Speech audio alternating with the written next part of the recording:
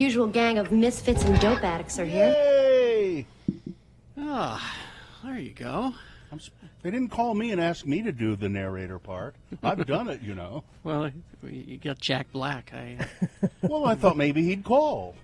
He Jack called all was- the other celebrities. He did. Everybody's in that. It's the Time Warp from Tenacious D and a whole bunch of famous people. Here's who's in it. Okay.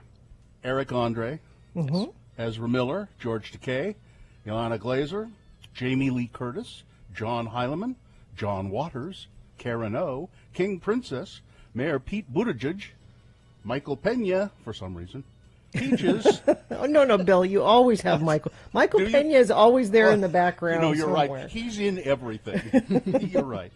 Peaches, Phoebe Bridgers, Reggie Watts, Sarah Silverman, Senator Elizabeth Warren, and Susan Sarandon. So there you go. It's fun. It's a great. We watched it last night. My daughter, ever since I was in the Rocky Horror Show playing the. I told the story. She said, "Rocky, I don't know what that is. I don't want to go see that. I don't want to." And she came to the show and went, "I love this thing." And so she's just a fanatic for anything Rocky Horror anymore. And she said, as long as it's done well, I like any version of it. Any version, I don't care. The original's great. The remake was great. The Broadway play, she's and she. You'll have loves to this show her video. that Tenacious D video. That's what I said. That's what I began my conversation with Gene. I said we watched it last night. I thought you watched the movie last night. You said we love Rocky Horror. We watched it last We night. watched I thought the you video last night. Maybe I should run into the next room and get these action figures that I think your daughter needs. Gosh, Because please, I don't think I'm getting rid of. I'm liquidating You're gonna call purging? stuff. I'm a purging. call? It's going to be a call. Yeah, sort of a culling. I've been selling a lot of it, but I've got some Rocky Horror Picture Show action figures in there that she would. She'd be willing to pay a premium price for those, Carrie. No, I wouldn't charge her. No, come on. Make a little dough. She's very good with money. If any of us are out of cash or money, you go to her. You got any money? I think I do somewhere. And then she'll pull out this wad of cash, She's a saver. So just take advantage of her. That's what I Take advantage of you have my permission to take advantage of little Mrs. Bill and make a tidy profit. Give me just like on the 30 action seconds. figures. I'll be right back. I'll right. get them, and you can see them at x96.com/live. Hang on. Yeah, we're on. We were doing a purge yesterday also. I was going through the basement getting rid of a bunch of stuff, and I have a big basket full of Halloween costumes. Like, I have costumes in there that Festus wore when he was a little kid. I just a And bunch that's of hundreds and hundreds and hundreds of dollars worth of costumes because Gina doesn't ever make a costume or encourage her children to be creative and make a No. costume. Let's find an expensive costume online and buy it. So I told the kids, I said, I want you to go through this, and we'll keep some of them, but we should get rid of some of these and give them to kids that can use them. And so we were making two piles, and Jonesy had this Native American costume that she wore in when she was in Peter Pan, and she put it in the not the donate pile, but the throwaway pile. And I said, that's a perfectly good costume. Why would you put it there? And she said, she held it up and shook it in my face, and she said, this is cultural appropriation, and I will have no part of it, and I am not going to donate it so some other kid can wear it. I'm throwing it away. Was it Princess Tiger Lily or what Yeah. was it? Yeah. Yeah. And I said, okay, we'll throw it away. All right. What would so she have thought? How would she have thought about Tinkerbell? Would that have been okay? Well, That Tinker would have been fine. Yeah. So these are, as you can see, and the reason these are cool to me is that they're sculpted and packaged like the old, like Star Wars figures that we used to have, the terrible old action figures that we used to have. Yeah. That's why I like these. But there's, as you can see, Brad. Oh, Brad in his bathrobe. There's Janet in her underwear. Damn it. Damn it, Janet. And then there's my favorite one, Riff Raff. Yeah. And then you've got Columbia. No Frank? I did not get Frank. He's the Frank one is that, probably the one everybody wants. Yeah, he is the one that I am missing from this collection. You can see on the back. You can get Frank. Well, she would love that, and probably she would then launch a search. I'm going to find a Frank. I'm sure Bill, that you they're- could that they're get out these there. from Carrie and tuck them away and give them to her for Christmas. Oh. Yeah, I could, or she could buy them from Carrie. Oh, I'm just saying. This is a little lesson in commerce. I'm not going to, what I'll do is I'll get them from Carrie, and I'll pay Carrie for them, and then I'll make her pay me back when I give them to her. We'll figure something out. This is how we work in our house. So here's a question, and this comes up every time. At what age is appropriate for my kids to watch Rocky Horror Picture Show? I want to show them, but I don't know if they're old enough. 10 and 13. Me, not a parent, wouldn't let my kid watch it unless he was 16. I would say it depends. The 10-year-old, absolutely not. It depends on the 13-year-old. It depends. Some 13-year-old, if you... Touch it, touch me. I want to be dirty. Thrill me. No, thank you, thrill Carrie. me. I'd rather not. Fulfill me, creature of the night. Yeah, okay. Yeah, I think 13, it depends on the 13-year-old. Or it could be argued that no one should watch that. No. On the other hand, so. Yeah. Well, All right. Well, let's see. I guess we ought to officially begin the show. I guess we could. That means we need you to check in with us. Nobody checked in yesterday, did they? You need to check in and welcome Katie back. Yeah, Katie's back. She's COVID-free. She took 2 tests. She had a direct. I mean, I assume you had a very direct exposure to it, Katie. It was your fiance, after all, unless you have a kind. I'm not trusting this because his work, it's a whole. Well, just so you know, show. Katie, we're going to test you again at about 8 o'clock. And if it comes back positive, we're going to pull you in the later innings of the show. Just in case. This is a World Series reference. It's coming up in sports. You'll understand what I'm. Yeah, it'll. People who know I wish the you could test sports that quickly know. nowadays for any of us non-famous people. And it'll be that, Gina, and it'll have, when people finally realize what you've done there, it's going to have such an impact. You don't know because you don't know what I'm talking about, Yes, do you? yes, I do. Third baseman, Los Angeles Dodgers. Of course I know what you're talking about. I follow things. Wait, there was a baseball Yep. The Dodgers won the series. series? It's the The World Series. They still do that? Barely. Yeah, they barely did it. Okay. So anyway, let's, why don't you check in with us, 877-602-9696. Check in, and we just like to hear from you in the morning. And just tell us what your day is going to be, how you're feeling about things, if there's anything we can do for you. I'm trying to think of ways right now. Maybe you could email me, or you could do it when you check in. I think we need to figure out ways to help, to thank people who have been helping Dave Mattson, the flower guy. Oh. And I can give you an update on some of that later on in the please. show if you like.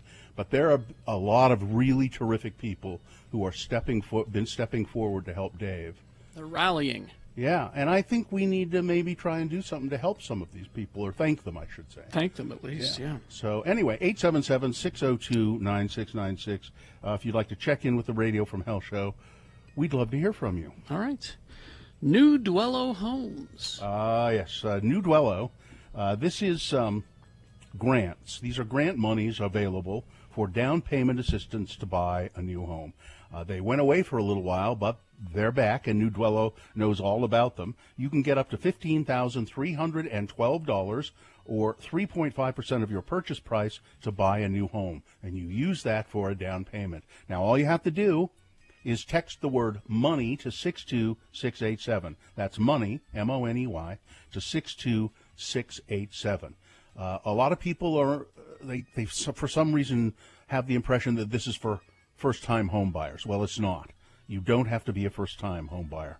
These are completely forgiven grants. All you have to do is have a credit score of 620 or better and be able to prove that you're stable, that you've been in a job or going to school for 2 years. So text the word money to 62687 and New Dwello will send you all of the facts. X96.com/live is where you can see us broadcasting live from our homes. Proof of life right there. I just realized it's where you can see me grimacing. Yeah. Why so grimacing, Bill? Yeah, for 19 weeks, yeah.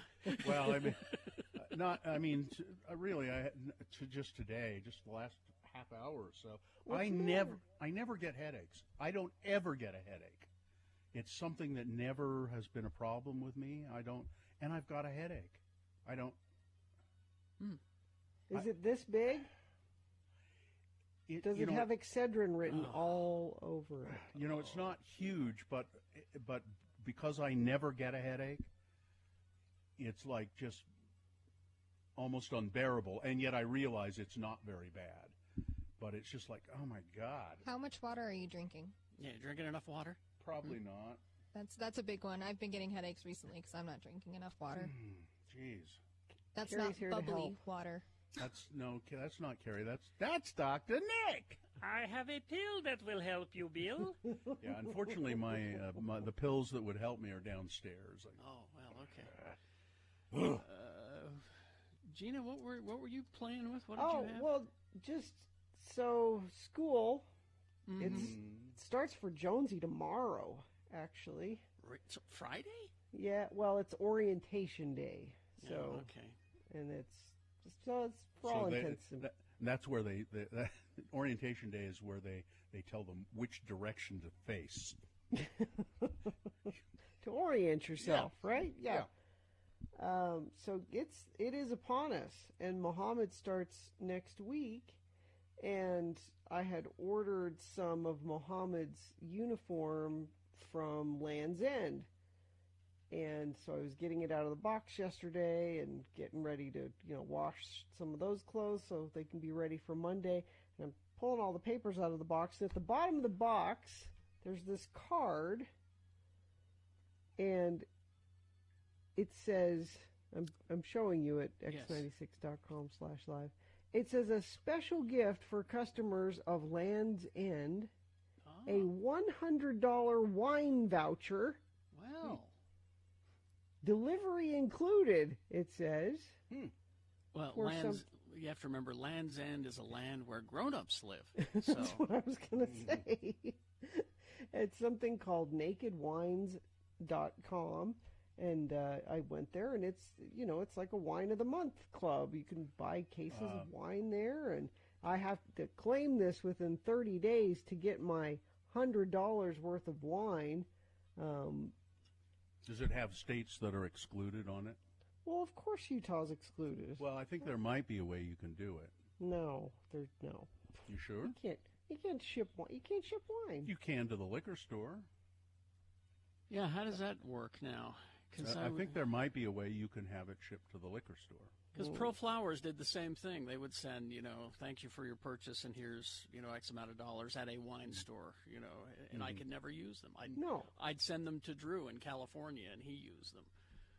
Yeah. Well, I posted this on Twitter, so probably somebody has stolen my codes already. I would love to know if somebody got that and is getting their $100 worth of wine. But Land's End knows what parents need when they're getting ready for school this year, and I think $100 worth of wine is a great school supply to supply for parents. You said it. You said it's upon us. You said Catholic school is upon. It's upon us. That's a Catholic holiday I'm not familiar with. What is the Catholic Saint holiday of Eponus. upon us? Saint upon us. What is The that? patron saint of quarantines is Saint upon us. Yeah, so what's here? It's happening. It's school. We're doing school. Okay. Now, I have never ordered a case of anything from the liquor store. Never done that. And Sue told me that I should order a couple of cases of those sparkling wines in the can that Jimmy had for us last week. And so I just went, can I do that online, or do I need to go down there? I've never done that before. I don't know for sure, but I know you can do it. Yeah. You probably need to go down I think there. you have to go there. And see, Or you might be able to online because they could verify your they could verify your information online. Yeah, It sounds like a question for Jimmy the wine guy next time we have him on. Well, I can't wait that long, can I? I need to drink now. The weekend is coming, Gina. And unfortunately, there's no other way to contact Jimmy other than just when he's on our show. I know, right? Yeah. Yeah. Damnedest thing. All right.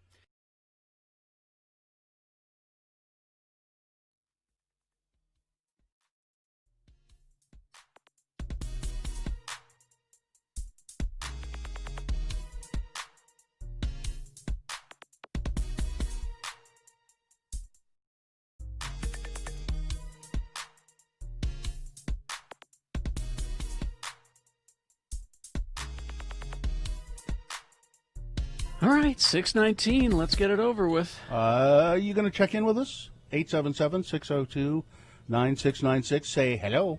Hello. That's all you have to do is check in, say hello. We'll have a little Mill Creek coffee. That's what I'm doing right now. Yeah, we'll officially begin the show. I have my trusty Mill Creek mug here. And you all should have some coffee and check in with us. All right, Gina? At Strong Volkswagen, you get a lifetime warranty, no charge, engine, transmission, car washes, and more. For life, no charge. The moon, boy, it's just very close to being full now. 91.5% of full. We'll have a beautiful full moon, a hunter's moon on Halloween on the 31st. The moon will rise today at 5:37 p.m. Today being, what is it? It's a Wednesday. It's the 28th day of, the 28th day of October in the year of our Lord Jesus Christ, 2020. This is day 212 of us broadcasting from our homes here. And ladies, you're listening to the show that's putting your husbands back to work. Thank you for that. So that you can stay home and have afternoon cocktails and play canasta with the girls. We're the Radio And from Hell show. I fixed your dishwashers, so the water pressure's better in the dishwashers for you ladies. You have to wash the dishes 10 times, ladies. We're the Radio from Hell show, starring the Lords of Morning Radio, Kerry Jackson, Bill Allred, Gina Barberi. The executive producer of the Radio from Hell show is Katie for short, COVID-free and back in the studio after a couple of days of testing. We also have Skip and Miriam helping out in the producer's booth, and it's Plush Animal Lovers Day. Plush Animal Lovers Day. I have plush animals right over there. If you love your plushie, go give it a squeeze Does today. Jack count? He's not a plush animal, Gina. He's No, he's not plush. he's plush. He is. No. That's plush, Where? but not an animal. Look, he's squishy. That's not that furry plush stuff, is it? It's all under the category. It's the same category as plush. All right. Well, I won't argue toys with you, sir. Exactly. I was going to say when You'd you're argue with me, not when that's you. what you're selling. That's the category it goes under. All right. 877-602-9696. Anybody? Hello? We'll start with Logan. Logan again. Good morning, Logan. Good morning, guys. How are you? Good. How are This is you? a different Logan. Oh, yeah. It's a different Logan. Yes, Which Logan? You don't- that's it. You don't sound like someone whose mom is driving him to school right now. No, so I had called in that day. I think there was an issue on the switchboard or something. I was right behind him, but I really don't think his name was Logan. I think he's too nice to tell you guys. Oh, really? Jeez. Oh, okay. Okay. Well, what did you whoever, call about, Wait a Logan? minute. Fake Logan, whose mother April drove him to school. Please check in with us again and tell us who you really are. Yes. Okay. Now, what did you call about, Logan? Well, today I'm just calling in to salvage and save, the check-ins for the morning because I know it would probably just be canceled if it wasn't for me. Yeah, you're absolutely right. You have, and now people may applaud you or they may scorn you, but you have saved check-ins for another day. In the mail.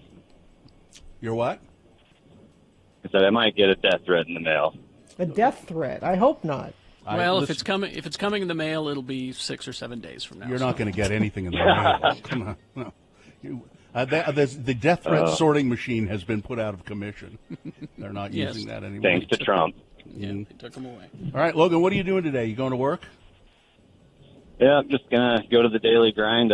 I'm installing Google Fiber in the Salt Lake Valley. Oh, I've seen you about, and it's in my neighborhood, and I'm excited to have that when it's done. I've seen him about too. I've seen the Google truck on I said, I'll bet that's Logan.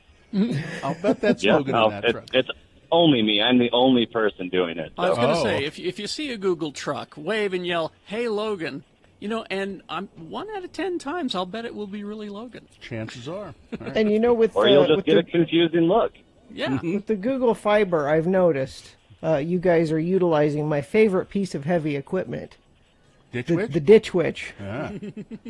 Oh yeah, I like yeah, doing a lot of micro trenching. micro trenching. I like the Ditch Witch, and along with that, if I can use a Ditch Witch and a Bobcat together, whoa, It's a good man, combo. what a day. All right, I thanks. can only. I have such a strong image of you right now, Bill, Yep. and a Bobcat. Yeah, I love it. All right, Thanks, Logan. thanks, Logan. Thanks for checking in. All right.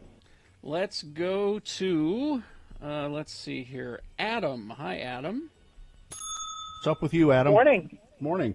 Thanks for letting me listen. Mm-hmm. Geek Show says hey. Hey. And Gina, you haven't ruined the show yet. Not yet. Not yet. I just wanted to call and check in. I haven't had to drive into the office for about a month or so I haven't been listening to you guys. I just Well, wanted to call and say hey. Adam, I don't understand that. The only way your ears will work is if you're driving. I don't, yeah. Well, I listened to you guys on the way in, Right. and I haven't had to drive in, so You don't have a radio at your house, is what you're saying. You're missing what we're asking here. What? Yeah. I could, yes, but usually See- if I'm home, I end up having to get the kids ready for school and get them out the door. Well, So, then I'm once they're unable gone, to. then you can turn on Takes the him radio, 4 right? hours, Gary. You All right, know? we have him now. Let's not Okay, past okay. shame him. All We right, have all him right. now. Podcast? Okay. I know. I think shame is. I in, do listen to the podcast. So. Oh, okay. There you go. You're All fine right. then. All right. Thank you, Adam. Thank you, Adam. Thanks for right. checking in. All right. Let's see. Lady Raccoon. Happy Cocoa Day, she says. Happy Cocoa Day? So it'd be a good day for Coco, Coco. like the movie?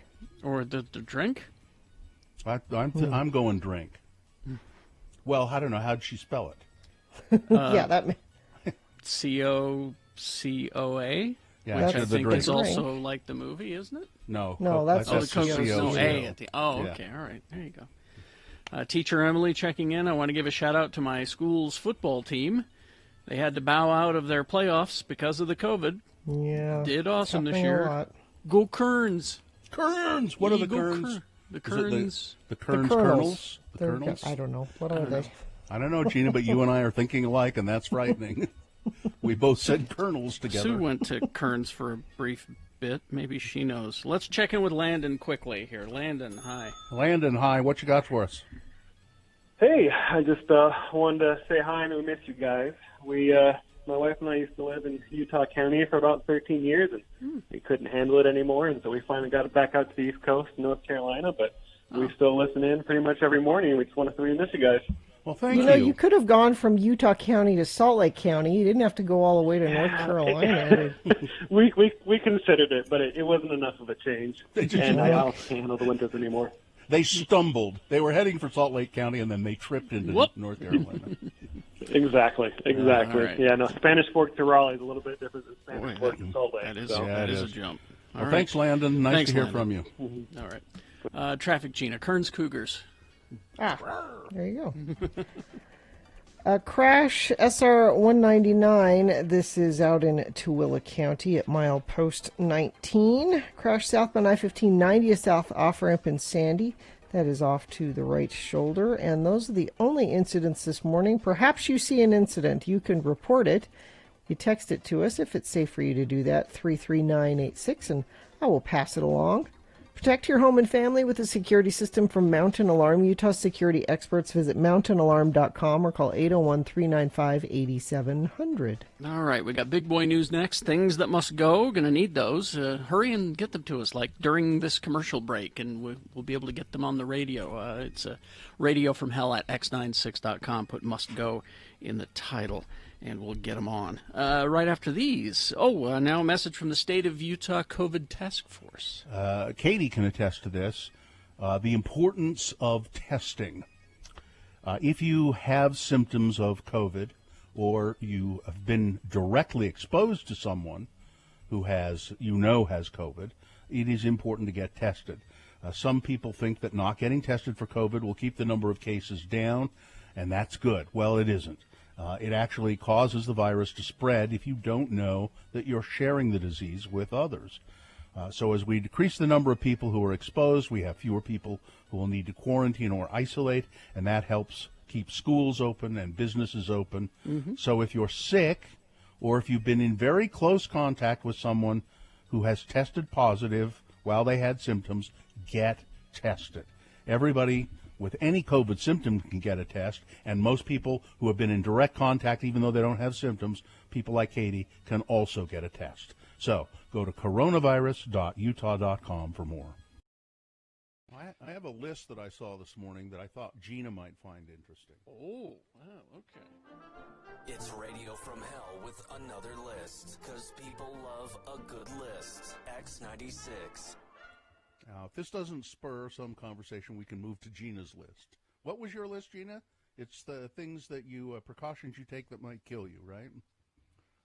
That's important information as well. But this is 5 signs that you and your partner are not compatible intellectually. You know, like one of you's really smart. Why did you want me to have that? Like one of you's really smart and one of you's not so smart. Not compatible. Yeah. Now, my wife and I... Explain this to me, Bill, because I'm not very smart. I need you to... Okay, well, the list should explain it, okay? But if you have any questions, feel free to ask. Well, let's not forget that Joe is a doctor, and yes. You didn't finish college. He's a scientist. Why does that always have to come up? Why is that Because it's true. So there's lots of things that are true. Listen, I feel like I can bring it up because I didn't even go to college. Okay. All right. All right. What's the list? Here are the signs that you and your partner are not compatible intellectually. Doesn't have anything to do with education, really. It has to do with intellectual abilities. All right. That's different. Number 1, your partner feels superior and you feel inferior in the bonding. He acts like a teacher all the time when the two of you talk. He always tries to make you realize that you're wrong and that he's right. No, that's you. You're the one that does that. Of course, Gina, we're kind of married, Bill. So Gina, I'm just asking you to consider these things privately. I don't need you. I don't need you to weigh in. I just want you to think about it. Okay. Number 2, when you two are not intellectually compatible, then you feel bored in the relationship. So you call friends and family members to get the mental stimulation that you're lacking in your relationship. Or you have a food mistress that you go at. Or you have a food mistress that you go someplace with. It's true. Number 3. People who always feel like competing with each other while having a conversation. Sometimes competition is fun in a relationship, but it cannot be the usual case. It's okay to be a little competitive sometimes, but you shouldn't feel like you're always in competition with your spouse. Number 4, if you can't have a deep conversation at all after having small talk, then there's a big issue in the bonding, which needs to get fixed. How do you even get to the point of getting married if you can't do that before? Well, this is I think this is advice, a lot of advice. These are things you should have considered, or perhaps Joe should have considered before he married you. But he was just blind. He was just blinded by your beauty, I think. No, that wasn't it. Number 5, the last one. If you need any advice from your partner about something, then instead of giving it, they will start talking about themselves for giving examples on the same topic. When people are not compatible intellectually, they often tend to do this. So it's not quite clear, is it? No, I don't understand that one. So really. if you want Please some help advice, me, smarter person. So if you want some advice from your partner, what do you think I ought to do about this? They say, well, here's how I would do it. This is what I would do. I've had this experience, and this is what I do, and this is it's all becomes centric, rather than, well, given your limited abilities, maybe you you couldn't maybe possibly what you handle this the same way I would. You don't have the capacity to deal with this in the way that I would deal with it. Given your small thinking, what I would, So that's your list of 5 Great, things. thanks. Hope you'd enjoyed another list with Radio from Hell on X96. Well, wait a second. I got a little bit more. I can handle things. I'm smart. But dumb, I'm smart, and I want respect. Yeah, what he said. Fredo. All right.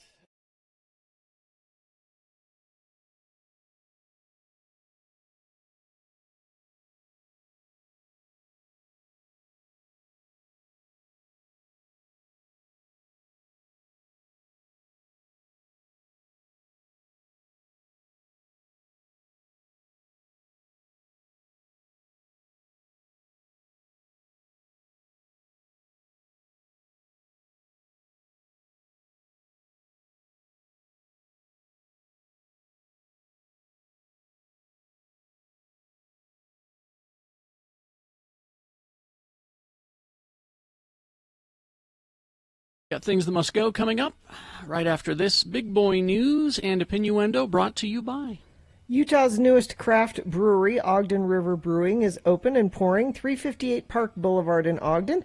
Check out menus and what's on tap at ogdenriverbrewing.com. By the way, you know what really sold that drop from Brooklyn? What is it, Brooklyn 999? Brooklyn 99. 199. What really sold it for me was the term gumhole. Gumhole. That really sold that bit, I thought. So speaking of gumholes, Johnny Depp is going to find out November 2nd the outcome of his libel suit against a British newspaper which had labeled him a wife beater, a ruling that could have everlasting impact on his career. I think this whole mess has already had considerable impact on Johnny Depp's career.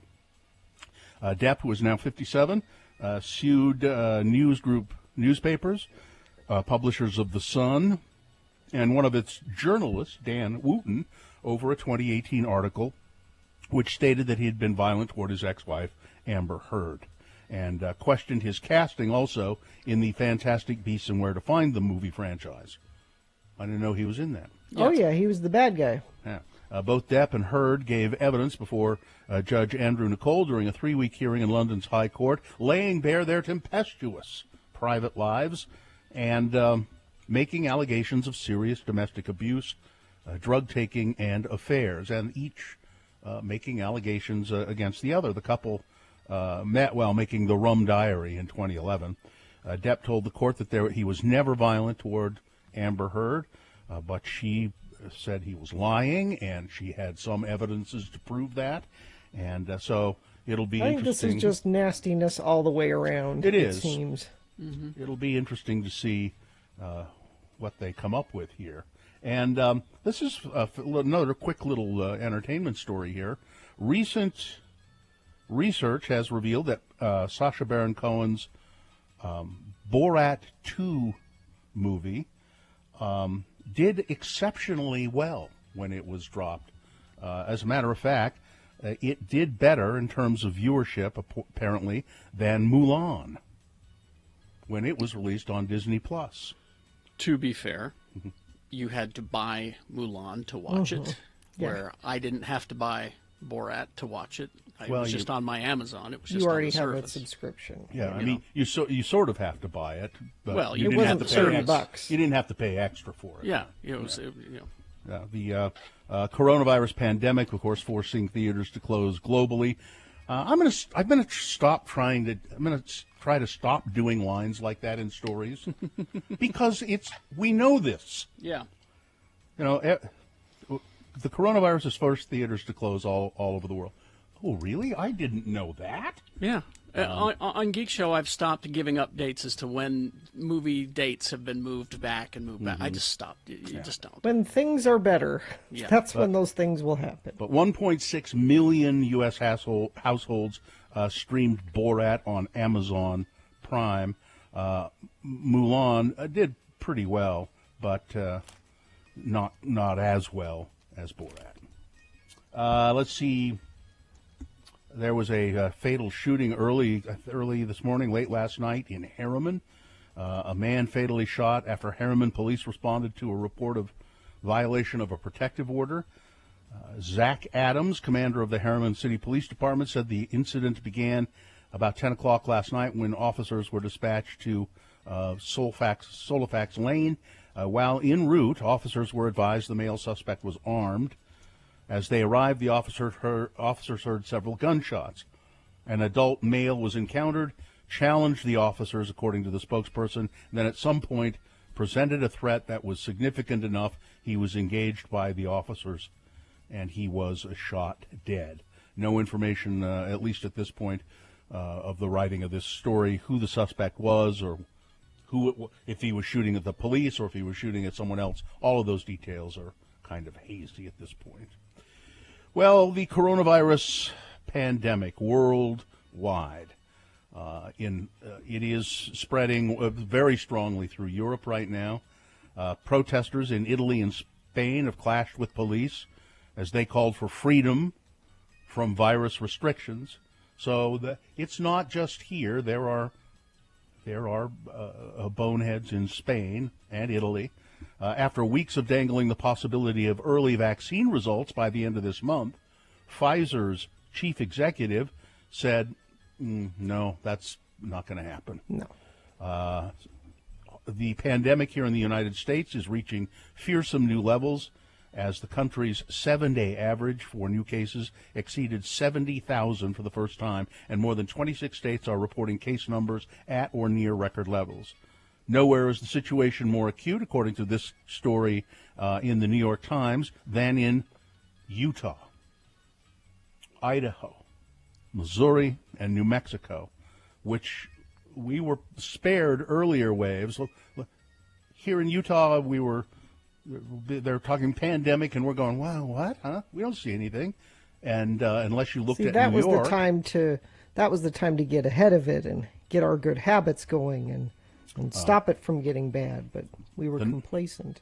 The number of people hospitalized in the United States has climbed about 45% from a month ago, and the exploding case numbers in such states points to a new volatile phase of the pandemic.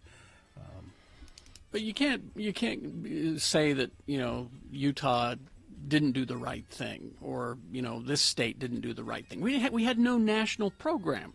Mm-hmm. And the virus does not respect borders. So, you can't say, well, Nebraska screwed up. You have to say that the U.S. government screwed up. There was no national leadership. A national response, yes. More coordinated response, certainly would have been preferable to what happened. Yeah. But the federal government didn't do that. They said, you know what, states, we want the individual states. You guys handle it. Spikes in COVID-19 cases are forcing 2 Salt Lake County high schools to close their doors, switch to online-only instruction in a district where half the schools are already closed. That's on a day when Utah recorded another 1,145 cases of coronavirus and tallied another record day for the rate of new diagnoses. For the past week, the state has averaged 1,507 new positive test results a day, according to the Utah Department of Health. Well, people thought there was an earthquake yesterday. What was that? I saw a lot of talk of that on Twitter. Yeah, I didn't feel anything. I didn't hear anything. But residents, jumped on social media, said that they felt the ground shake and heard a loud boom at around 11:30 yesterday morning. However, what people thought was an earthquake was not. It was a sonic boom. The University of Utah Seismology Department looked into what happened, and they said, yes, we did pick up, our seismograph picked up shaking signals, but they're not the kind of shaking signals that you get from an earthquake. That said they were consistent with an atmospheric source, such as a sonic boom. Then later in the day, Hill Air Force Base spokesman said, yes. My bad. So it used to be that you'd hear sonic booms quite often, especially here in northern Utah. When I was growing up in Ogden, the jet fighters, they loved doing them, and they'd do it. They could do it anywhere they wanted to, and you'd hear this. It's just an astonishingly loud noise, and it does shake things. And pilots enjoyed doing it. And finally, some people said, you really have to stop this. You're ruining our neighborhoods, our lives. And so they've restricted planes breaking the sound barrier and causing a sonic boom. But what about their freedoms? What about their freedoms? They've restricted that, and they can do it way out in the West Desert in the Utah Test and Training Range. During training, pilots are authorized to fly at supersonic speeds in certain sections of the range's airspace, and they do so frequently, said Donovan Potter with the Air Force. Most of the resulting noise is not heard along the Wasatch Front, but today, because of weather and atmospheric conditions, you heard it. Sorry. Maverick. The Deseret News has announced, like the Salt Lake Tribune, they will discontinue a daily print edition. Really? Yeah. They've been going for 170 years. The Deseret News said that they will discontinue the daily print version sometime early next year. The Salt Lake Tribune announced Monday that it would stop printing a daily version as well. The Deseret News will do a once a week paper, and then also some sort of magazine, a daily magazine or a monthly magazine edition. That's really unfortunate for both papers. It is. It's terrible. It shouldn't be. So let's see. Americans are feeling very anxious. Yep, about right here. the pandemic and about the election. 4 months ago, protesters marched through the city of Los Angeles demanding justice for George Floyd. And Vina Petty was standing at a market in Burbank when she spotted an older white man glaring at her. "It's all your fault," he hissed. He didn't know her. Petty, who was Hawaiian, black, and Chinese, was standing quietly by herself at the time, and she said, I can't get away from remembering that. And it's frightening. I am very frightened, and many Americans are starting to become very anxious and frightened, and they're responding to it in different ways. Some people are stocking up supplies. Some people are planning to move to other countries. And well, they won't have us. Some people are buying guns. So, Donald Trump at a campaign rally yesterday said, ladies, this, he lives in the 50s, apparently. No, he lives on it's not the 50s. He lives on television. I'm serious. On television, men go to work and women stay at home and take care of the kids. Not so much anymore, Gina. Even television has progressed beyond the 50s for the most case. In most cases, Donald Trump is speaking like a man. This is the way life should be. I don't watch new shows. There's too many new shows. I don't watch new shows unless I'm in them. The president was attacking Gretchen Whitmer, the Democratic governor of Michigan, and then he said, "You know what else? I'm getting your husbands, ladies. I'm getting your husbands. They want to get back to work. Well, we're getting your husbands back to work. Everybody wants that." Women accounted for 55% of the 20.5 million people who lost their jobs as a result of the pandemic. Yep. So what about the women who lost their jobs? But he doesn't think in those terms at all. They shouldn't be working. They should be home taking care of the kids, and the man goes to work. That's how that works. You're right, Gina. He is living in TV. It's black and white TV. He is living in a black and white TV era. He has never progressed beyond that. In No his new thinking. shows. Yeah. And let's see, is that it? Unless there's some sexy broads on them. Gotta watch. All right. Sports weather traffic. So the Los Angeles Dodgers won the World Series on Tuesday night, and in the moments after, the world learned that Justin Turner, the team's third baseman, had contracted coronavirus. Turner was asked to isolate. He did not abide. He strode onto the field where his teammates were celebrating their 3-1 victory over the Tampa Bay Rays in Game 6, removed his mask, posed for pictures, kissed his wife. So in the 8th, it was very weird. In the 8th inning, they pulled him. And everyone was like, why? Why is he? For some reason, at that point in the game, they're testing constantly. So all of these people have been in a bubble in Texas. They haven't been allowed to leave this resort for 3 weeks. They were supposed to go from the hotel to the stadium and nowhere else. No one else has tested positive. They don't know where he got it from.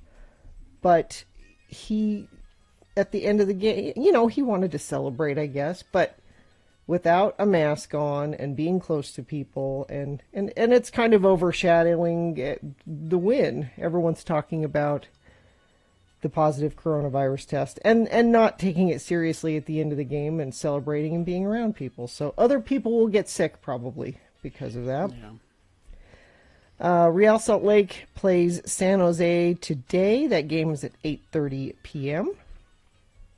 Weather, so we're gradually warming up this week. Overnight, we still stay pretty chilly. Right now, it's 30 degrees, and we'll get up to 51 for a high today. Tomorrow, 58. Tomorrow, and then Friday, 63. So we'll gradually get a little warmer. Traffic, we've got not a lot going on this morning. I just refreshed my UDOT website, and it appears to be pretty smooth sailing. And if it's not where you are, you can text us and let us know. 33986. Be prepared for your day. Watch 2 News this morning on KUTV2 from 4:30 to 7 a.m. All right. Do we have a sponsor for this feature? Yes, at Strong Volkswagen, you get a lifetime warranty, no charge. Engine, transmission, car washes, and more for life, no charge. Things that must go on the radio. From Hell Show. You can send in your things that must go to radiofromhell@x96.com. You put must go in the subject line, and then you list your grievances, things that you think just have to get out of your life. And hopefully if we read it on the air, it'll make you feel better.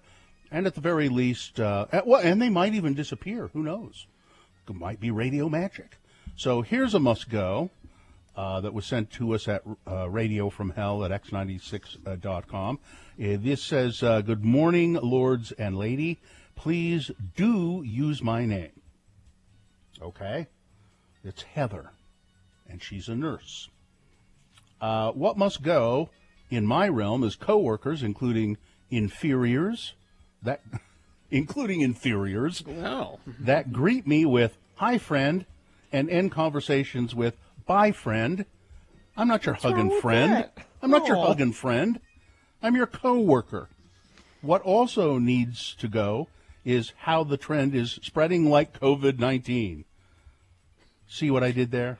And pretty much expect another coworker to say this to me each and every day. It absolutely must go. Yeah, it's spreading like COVID-19.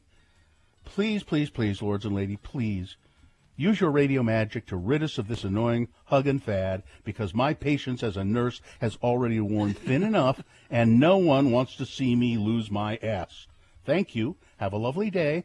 Bill, I'm never going to get that hearty, or is it hearty, handshake now, am I, thanks to COVID-19. Love you three with all my heart. Heather, an RN at the University of Utah Neurosurgery Department. And then this one, good morning, lords. As my higher power, you guys please make these things go.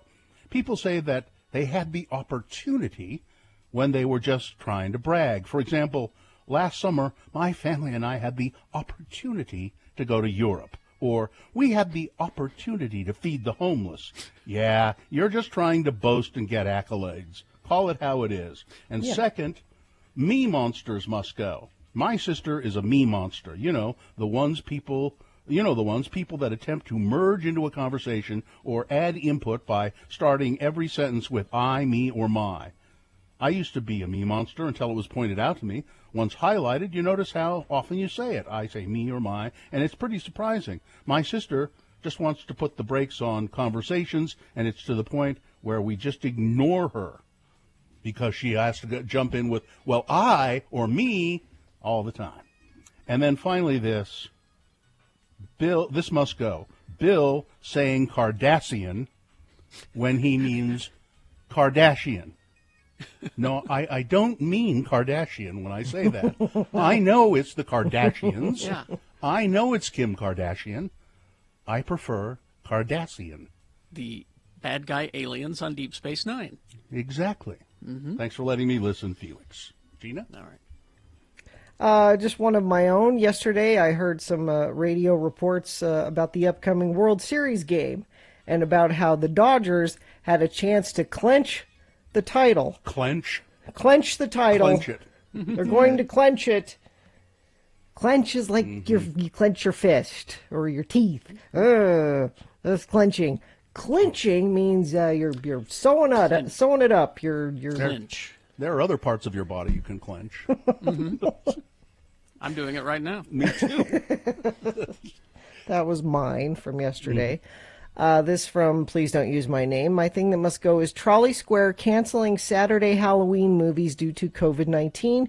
It was something that many children looked forward to celebrating in the fall season. Well, we're having to cancel a lot of stuff. Sorry. Do it extra hard next year, I guess. And then, hello, lords and lady. Thank you for being my saving grace every morning. Yes, you may use my name. Thank you for asking. It's JJ. It's coming to that time of year when we all be getting snow. My thing that must go, people who don't remove all the snow from their cars. That means the hood, Yes. bumpers, full windshield. Yes. When you don't, people like me who take time to clean all the snow off my car are driving down the freeway minding our own business, and all of a sudden a huge chunk of snow comes flying right at you at 70 miles an hour. Please, clean the snow off your cars. Carrie Geisho says, hey, Bill, I'd share the bottle with you any day. Gina, my spirit animal, I love you all more than chocolate. Thank you, JJ. That car snow thing, it's easy. Just have a broom in Yeah. your back seat. Just on the top. All right. This one was furiously scribbled by my wife on a piece of paper last night. Quit saying "and" when you're talking about a year in 2000. What year did you move here? 2008. No, you don't say 1984. It's 1984. Yeah. So it's not 2008. It's 2008. Okay. Good point. She was very, very furious about that one. Let's see. This one from Ziggy. People nonstop talking about how bad the freeway is in Lehigh. Well, it is. Come on, it's a damn road. Pay attention, you'll be just fine. And if you don't like driving that road, then don't come down here. Okay, Ziggy, I don't anymore. And B, if everyone else was doing what you say them to do, then I wouldn't have to worry about it. But they're not. And so, There we go. Yeah. This one from Dan, political ads. Yeah. Morning, Oh, geez. Yeah, on the morning news, whenever Ben McAdams or Burgess Owen ad comes on, I change the channel. They're on every channel, though. And that's true. If you're just watching TV locally, you would think that they are the only two people running for anything at all. You know? Yeah. It'll be nice when that's done, for sure. Yes. This one from Emily. Good morning, Lord. You may use my name. I would like the word supporter removed to describe people who follow Trump. It has become a word that no longer describes those who believe in what he says. From here on out, I would like the word follower to describe his flock. This brainwashing has become so much that it feels like a cult instead of those who support him. I still want to believe in the electoral system. I've always felt that is what makes our country great, our political differences and rights to express them. However, now it's getting to the point that people fear for their lives if they go out and vote because Trump followers are threatening to show up armed. That behavior is eerily similar to the Waco tragedy. In all earnestness, stay safe, America. I believe that your vote counts, whichever party you affiliate with. Thank you for letting me listen. You bring joy to my days, even the ones where you are feeling cantankerous. Emily. Things that must go on the radio. From Hell Show. Traffic, Gina. Car with a flat tire on the right shoulder of 90 South exit ramp from southbound I-15. Use caution and stay to the left there. And that's the only incident I'm seeing. What are you seeing? You need to tell me if it's safe for you to do so. Text it to us, 33986. Utah's newest craft brewery, Ogden River Brewing, is open and pouring at 358 Park Boulevard in Ogden City. Check out menus and what's on tap at ogdenriverbrewing.com. 658 KXRK Provo. We're going to take a break. We'll be back. Round one of your boners coming up and a whole bunch of stuff. Stand by for all of that. Dr. Cobble coming up, too. Yes, don't forget, Dr. Cobble at 7:45, right after we award round one of your boners. Be ready to call in and ask your questions.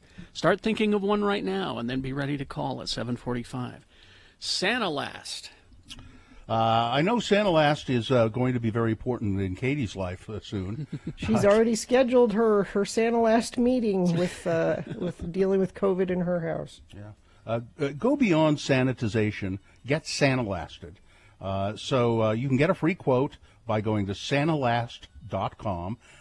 Sanitization that lasts. And if you mention us, you'll get 25% off your first service. SantaLast offers an advanced surface sanitization service that continues to kill viruses on surfaces for up to a month. So if you reach out to SantaLast today, get a free quote, get SantaLasted, and save 25% when you mention us. It kills 99.9% of all the germs, and it lasts for up to a month. It is the best sanitization solution for continued protection. So, SantaLast, go to santalast.com and get a quote today. Is what we've got here. Oh. It's 20 warning signs your liver is sending you right now. What are you? Why are you looking directly at me? It's Radio from Hell with another list, because people love a good list. X96. Now, before we get started, I'm concerned because our announcer there says, because people love a good list. I don't think so. How do you know? We're getting complaints about these lists. List complaints? I haven't seen them. And I'm like, well, what's... And they said, well, get a good list.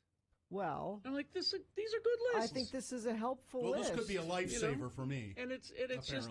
Because you don't find a list interesting doesn't mean it's not a good list. Okay, so number one, 20 warning signs your liver's trying to send you. Uh-huh. You have super itchy skin. Uh-oh. It's an early sign. It might just be dry, but if it's becoming a regular thing, it might be worth getting checked out, especially if it's itchy also. It's an indicator of cirrhosis of the liver. Uh-oh. Really? Number two, your skin or eyes are turning yellow. Uh-oh. Well, yeah, that's a sign. Seeing the whites of your eyes start to Jaundice, yeah. turn yellow, it's jaundice. Yeah. And it could mean your liver's in trouble. That's what all of these mean. Yeah, you've gained a lot of weight. Uh-oh. Your liver may be to blame. Another symptom of liver You don't cirrhosis. need to say that every time. Do you know what liver cirrhosis is? It's when your liver cirrhosis is. The disease develops slowly, replacing healthy liver tissue with scar tissue, blocking blood flow through the liver, inhibiting the organ from working properly. Right. Believe me, I know that. But then a conflicting symptom. What's that? You're losing weight. Well. So which one do you pay attention to? I don't but know. see, that one's a red flag for Hep C. So either you have cirrhosis or Hep C. So they're both bad. Well, I wish my liver would make up my mind. Your palms are red. Uh-oh. Well, I mean, I'm naturally pink. Could be due to fatty liver disease. If your palm, I always say that wrong. Palms. It's palms. Your sleep schedule's out of whack. Yo, whoa! Culprit? Liver. Liver cirrhosis. I don't know. You're giving the liver an awful lot of Your memory's credit. gotten worse. What? No, that's just with age. What are we talking about? Yes? You're always tired. What? All of these symptoms are These are just being a person, all of these things. A person who has to get up at 3 in the morning. Your appetite's disappeared. That hasn't happened. No. You're a man experiencing enlarged breasts. Uh-oh. Again. No, that's just aging. I'm working on them. That's just aging. Your personality's changing. Shut up.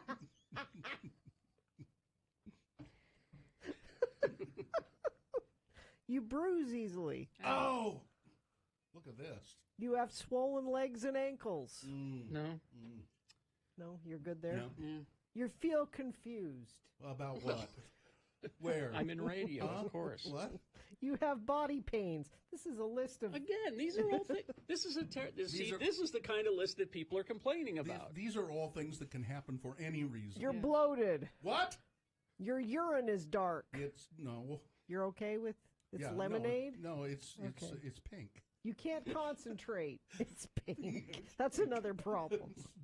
Seems fine to me. It's gaily colored. You have dry eyes or a dry mouth.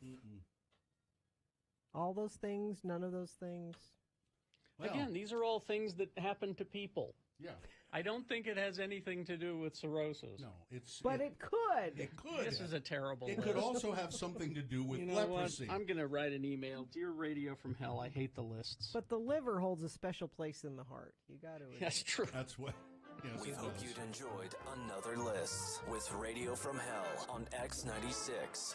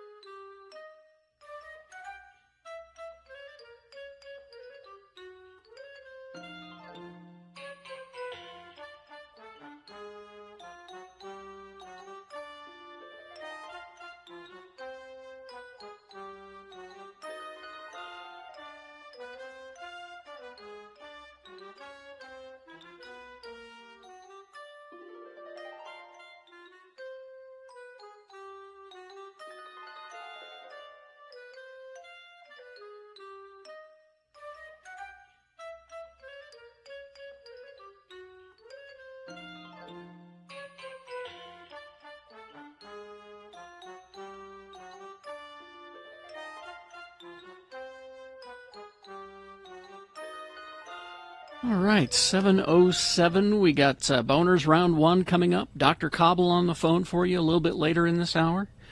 So be ready to ask your questions about the COVID to Dr. Cobble. But right now on the phone, Lucas Ramirez. Mr. Ramirez, good morning. Good morning, guys. Mr. Ramirez, Lucas Ramirez is running for the Utah House of Representatives, District 48. That includes parts of Linden, Orem, and Provo. And what? Oh, he's a Democrat.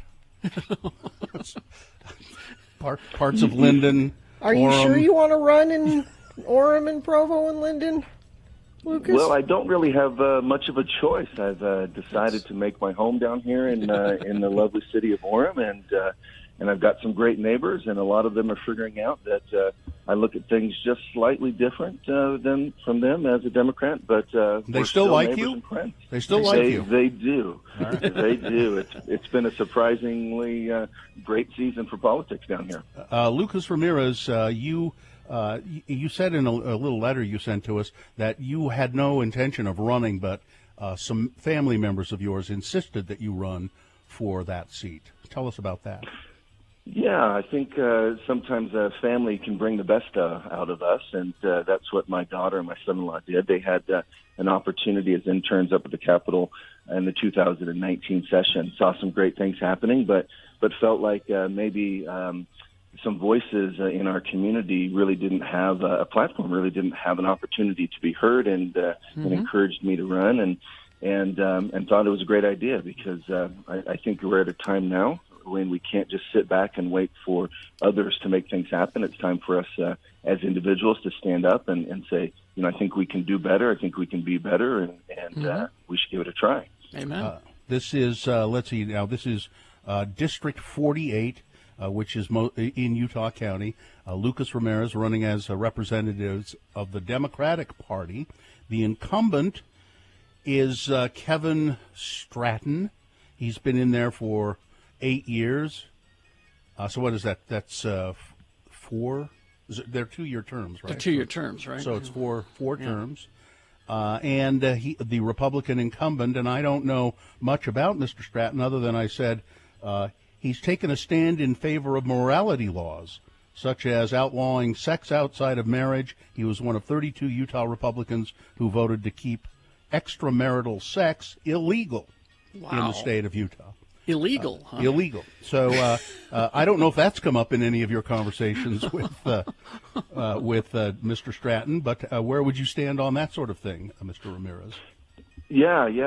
Don't really have a lot of those conversations as I'm going around town down here canvassing from a distance and trying to engage the public. But, I think our government should play roles in maybe in roles that don't pertain to our personal lives. Our government should not be our moral compass. I think that's as individuals and families and maybe through some religious guidance, if you were to practice that and such, I think we have opportunities to structure our lives independently from our neighbors and our friends, but still be part of the community. So, sense. we might stand. We might stand a little different on those views than each other. So it says here in your information on Ballotpedia that you are a nursing professor. Does that mean you are in fact a nurse as well?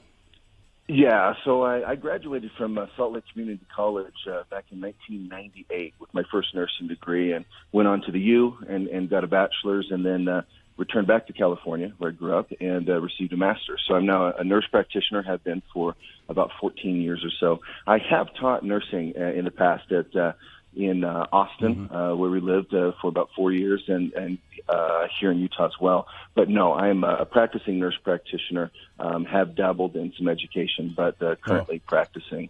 So are you in a private practice or working for one of the big institutions? Sure. I actually work for a health insurance company, and I do, I like to call it medical home teaching. I go into individuals' homes, usually 65 years of older, and or those that are disabled on Medicare and such, and talk to them about their health and try to be proactive in getting to the root causes of some of their issues and trying to promote some health, as well as being a surveillance program for their primary care physicians and practitioners to try to improve some health. It is a cost savings measure on the insurance side, but I find a lot of benefit from it when you talk to people one-on-one in their homes in a relaxed environment, but really get down to their issues and their needs for their health care. Lucas Ramirez running for the House seat in Utah County District 38, did I say? 48. 48. District 48. As you pointed out in a letter you sent to us, a lot of ballots have probably already been cast in your race, and now maybe there are people hearing this going, "Oh, I wish I could get my ballot back and get that Stratton guy out of there and vote for Mr. Ramirez." But do you have any sense as to how your campaign has been going? Yeah, difficult without polling, and especially with the restrictions that we have put on ourselves, and that following the guidelines from state and local officials. It's really hard to get out there and get a pulse from as many voters as we'd like to. For the election right now here in Utah County, 326,000 over 326,000 votes have already been collected via mail and drop box, and that's just under a third of our registered voters down here. So people are getting out and voting, and that's really the most important thing. If we can see a positive thing out of this election, whether it be nationally, state, or local politics, is people need to get out there and let their voice be heard. And I'll tell you, if people wish they could vote for me and didn't find out about me until a little too late, I'm just here to let them know that regardless of the results in a week or so, I'll be running again in 2 years. I think change comes sometimes slowly, and I think just throwing your hat in once is really doing in service to the process. So it's been a good experience for you for the most part. It has been. There are individuals who have said, "Hey, I'm voting for you." They haven't had an opportunity or a choice in November. My challenger has run before this election. He's run 4 times, and he's been unopposed in November 3 of those 4 times. Oh, geez. And it's really not. It's not the process that we have. We should have individuals that have a choice on their ballot to let their voice be heard. But yeah, I've been surprised. As I am going around and putting door hangers on and meeting people organically, through the neighborhoods and walking the streets. Even those that are not planning on voting for me have thanked me and said, "You know what? Thanks for supporting the process. We know it's a hard thing to run for office, but they've been very grateful just for the support of our local and state politics, and it's been actually a great uplift for the campaign." Lucas Ramirez, thanks for talking with us, and we've reached out to Kevin Stratton to see if he'd like to come on as well. But we wish you the best of luck, and we'll talk to you again sometime. Thanks so much. All right. See ya. Traffic, Gina, please. A car with a flat tire on the right shoulder of the 90th South exit ramp from southbound I-15. Use caution and stay to your left if you're needing to get by there. And that's the only incident I'm seeing. Maybe you see something and it's safe for you to text and tell us about it. You do that at 33986. Scott Hale offering a furnace tune-up with a free airflow test for only $39. Call Scott Hale, 801-264-HALE. Boner's round 1 coming up. Here are the candidates you'll be considering. Boner candidate number 1, he knew they wouldn't be home. Number 2, we ended the pandemic. That's right, it's over. And Boner candidate number 3, I'm cold. Where's my car? I heard a wolf. Boner's round 1 coming up, along with Big Boy News and Opinioendo after these X96. On Halloween Day, it's another... My husband makes a pronouncement. Dr. Jones. He says, our family is going to start a new bedtime ritual. And it involves golden milk. You do this while you're clothed? Yes. Okay. And I said, what is golden milk? Now, I've heard of it. Then you brought it up yesterday. And so I looked it up. And I bought the ingredients for it yesterday. Because it sounds delicious, doesn't it? Golden milk is a traditional Indian drink that has its roots in Ayurveda, health practices, ancient healing, a blend of hot milk and ground turmeric. Now, this recipe that I have, shall I read it and see if it's similar to your husband's? Yeah, let's see what yours. So it goes on to talk about the benefits of golden milk. Turmeric is a known anti-inflammatory. Which is a good thing to have before bed. Yeah. So you take a cup and a half of light coconut milk. Canned is best, but carton works fine, that says. 1.5 cups of unsweetened plain almond milk. 1.5 teaspoons of ground turmeric. A quarter teaspoon of ground ginger, or fresh if you would care to do that. There's a way to do that. 1 whole cinnamon stick, 1 tablespoon of coconut oil, and a pinch of black pepper. Then sweeten it with anything pretty much you like. It suggests here coconut sugar, stevia, I guess stevia is like non-caloric. Yeah. Or maple syrup, which sounds kind of good to me. We did honey with ours.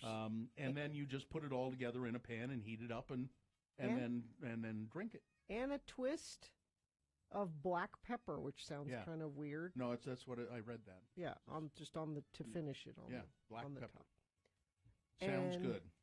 It's so you bought it. You haven't made it yet. I bought all the ingredients. I was going to make some last night, but I didn't do it. It was delicious.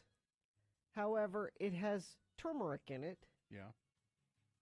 Which stains everything it touches. Yellow. And I said to Mohammed, you have to drink this at the counter. You can't carry it into the living room. You can't take it to your room. Yeah. Your golden milk has to be. And he said, well, I want to go sit by the fire.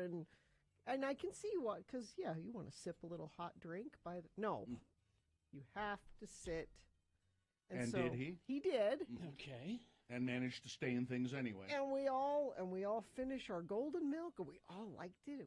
There's something about it's the old thing of having a warm milk before bed. This it is says just here it's creamy, comforting, coconutty, and it has a ginger infused, slightly spicy and sweet flavor. It's delicious. But I looked at all of our cups after. Yes. And they were all orange. No, you need to use black cups. And I said to the kids, if this becomes a nightly Jones family tradition, I'm going to have to supervise the drinking of it as well as the teeth brushing after it, because we're all going to end up with orange teeth if we're not careful. Here's what you need to do is make sure you drink it. Use the same cups every time, so it doesn't matter if they're stained. These are our turmeric golden milk. These are the golden milk cups. Yeah, golden milk cups. Yeah, I can't wait to try it. I think I'll make some Indian food tonight and then have it after dinner. I think you'll love it. And it sounds great. I actually took mine and had it in the bathtub and sipped it. I told you have to have it at the counter. You cannot take it to the bathtub, as nice as that may be. Yeah. No, it was. I don't understand lovely. why there's a double standard for parents and children, and there just shouldn't be. That's not fair. There shouldn't be? No. I paid for all the things in the house. If I spill turmeric on them, I paid for it. If my kids spill turmeric, it's been a long-standing rule. If you spill turmeric on something, you pay for it. You turmericed it, you bought it. So that's on a day like today when it's kind of snowy and overcast, just think of ending your day with a nice cup of golden milk. Just look up golden milk. You'll find any number of recipes. I've just come to the conclusion that your husband is a hippie that showers regularly. Yes. I don't. He is. Are you sure about the showering yes. thing? He is.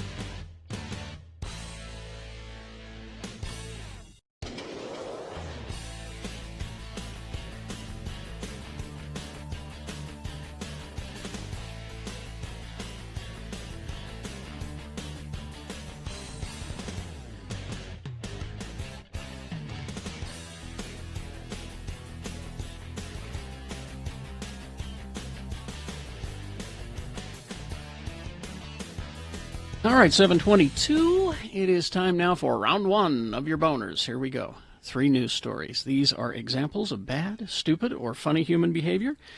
You will decide with your votes of these three candidates which one is the worst, which one deserves to go forward to Boner Fight and possibly become Boner of the Day. If it wins here, it does go forward. It's not Boner of the Day yet. Round 2 comes up at 8:20. We'll do it again. 3 different candidates. Get a winner there as well.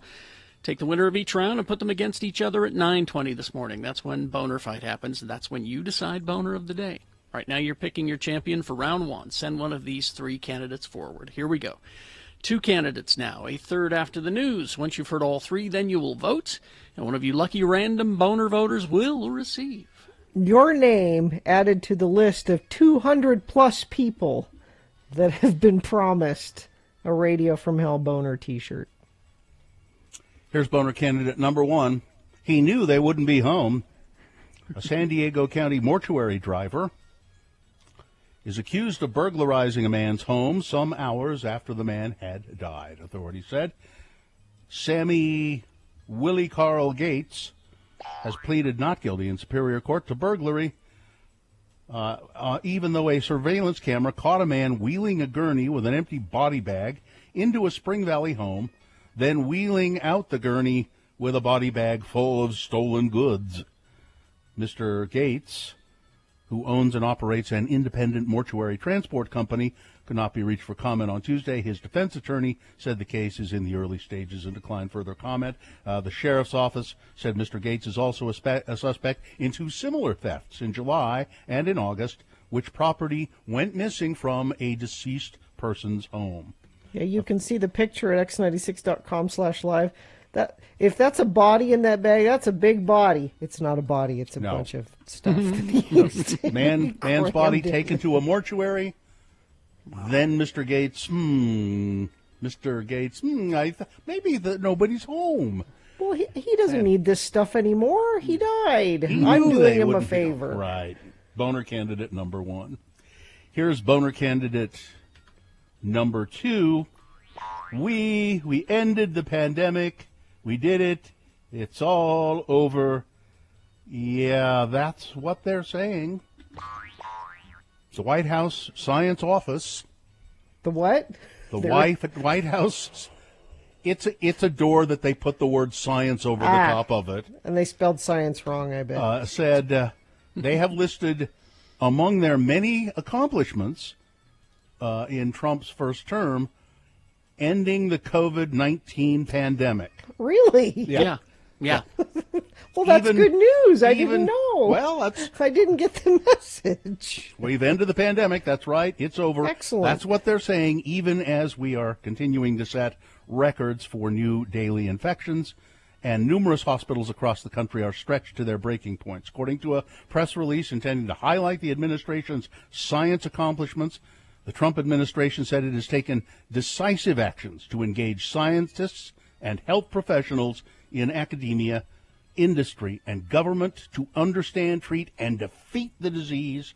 It is a rosy, rosy picture they're painting. We've ended the pandemic. That's right. It's over. Boner candidate number 2. Coming up in a moment, Boner candidate number 3. I'm cold. Where's my car? Oh. I heard a wolf. Boner candidate number 3 for round 1. Coming up after this, Big Boy News and Opinnuendo, brought to you by Saturday, October 31st, help a local student in need at the Halloween Tech or Treat donation drive-thru. Donate your old laptop, desktop, or iPad at SpyHop, 208 West 9th South. Learn more about SpyHop Tech Liberation Project at spyhop.org. You know, with regard to Boner candidate number 2, we ended the pandemic. That's right. That it's over. Mm-hmm. I'd like to just read you this little passage, if I could, from Atlantic, the Atlantic magazine, which is the September 2020 Atlantic. And, you know, the Trump administration has continually tried to normalize things, make it seem as though it's not as bad as everybody's saying it is. And let me just read you this. Deadlier pathogens almost certainly exist, deadlier than this one. Okay. Wild animals harbor an estimated 40,000 unknown viruses, a quarter of which could potentially jump into human beings. So how will the United States fare, quote, when we can't even deal with a starter pandemic? Point. Said a sociologist at the University of North Carolina. Despite its epical efforts, COVID-19 is merely a harbinger of worse plagues to come. The U.S. cannot prepare for these inevitable crises if we return to normal, as many of us are asked to do. Normal is what led to this. Normal was a world ever more prone to pandemics, but even less ready for pandemics. To avert another catastrophe, the United States needs to grapple with all of the ways normal has failed us. It needs a full accounting of every recent misstep and foundational sin, every unattended weakness and unheeded warning, every festering wound and reopened scar. So if people are saying, I can't wait to get back to normal, don't say that. No. No, we cannot go back to normal because the next one that comes along. Well, and the point of what that's saying is it's a starter pandemic, meaning masks and washing your hands are like the easiest things in the world to do. They're saying that there are deadlier things out there that masks and washing your hands aren't going to help. Won't help. I think we're led by stupid people. Yes. When comedian Sacha Baron Cohen released his satirical mockumentary about the fictional Kazakh reporter Borat in 2006, the movie was immediately banned in Kazakhstan. Kazakh viewers and authorities denounced the film's portrayal of their country, saying it was full of offensive stereotypes and behavior by its titular character, Borat. Nonetheless, the new movie, Borat, Cultural Leanings of America for Make Benefit Glorious Nation of Kazakhstan, became a smash hit and won numerous awards. Last week, a sequel came out, but this time Kazakhstan is responding differently. The country's tourism board has launched a new campaign adapting Borat's catchphrase, "Very nice," as their official new slogan. This is the right attitude to have about it. The campaign includes 4 promotional videos that show tourists exploring Kazakhstan's local food, beautiful landscapes, bustling markets and cities, and at the end of each short video, the tourists say some variations of, "Wow, very nice." The tourism board quickly put together the videos after hearing of the Borat sequel and timed their campaign to coincide with the movie's release. According to a news release, the campaign is intended to celebrate Kazakhstan and show fans of the Borat subsequent movie film around the world that they should come and visit this incredible country, the release said. COVID-19 significantly impacts brain function. It can cause mental decline equivalent to the brain aging 10 years, according to an alarming new study. Wow. A study of more than 84,000 people in the UK found that the virus left even those deemed, well, the brains in the UK are mushier, though. You know that. The UK, United Kingdom, great respect.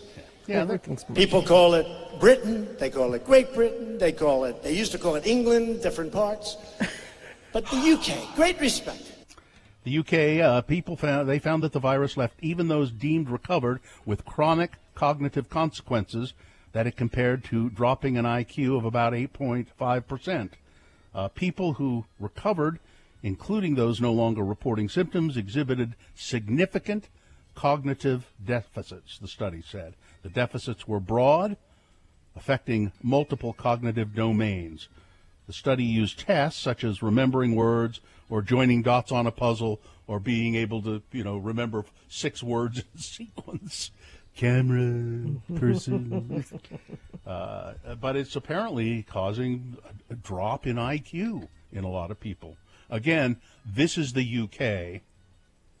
We know how their brains are. They're not strong like American brains. The United States.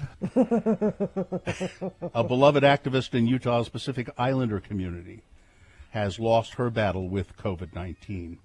Margarita Satini died yesterday morning. She had tested positive for the virus less than 2 weeks ago. There is a big hole in the community right now, said Verona Malga, a longtime friend of Ms. Santini. She was loved by so many because she served so many. Malga and Santini had worked together on several community projects. She remembers Santini as someone who stood up and used her voice for everyone. She was somebody who fought for equality and equity for all. Recently, Ms. Santini had encouraged other Pacific Islanders to get tested for COVID-19 through the Wellness Bus.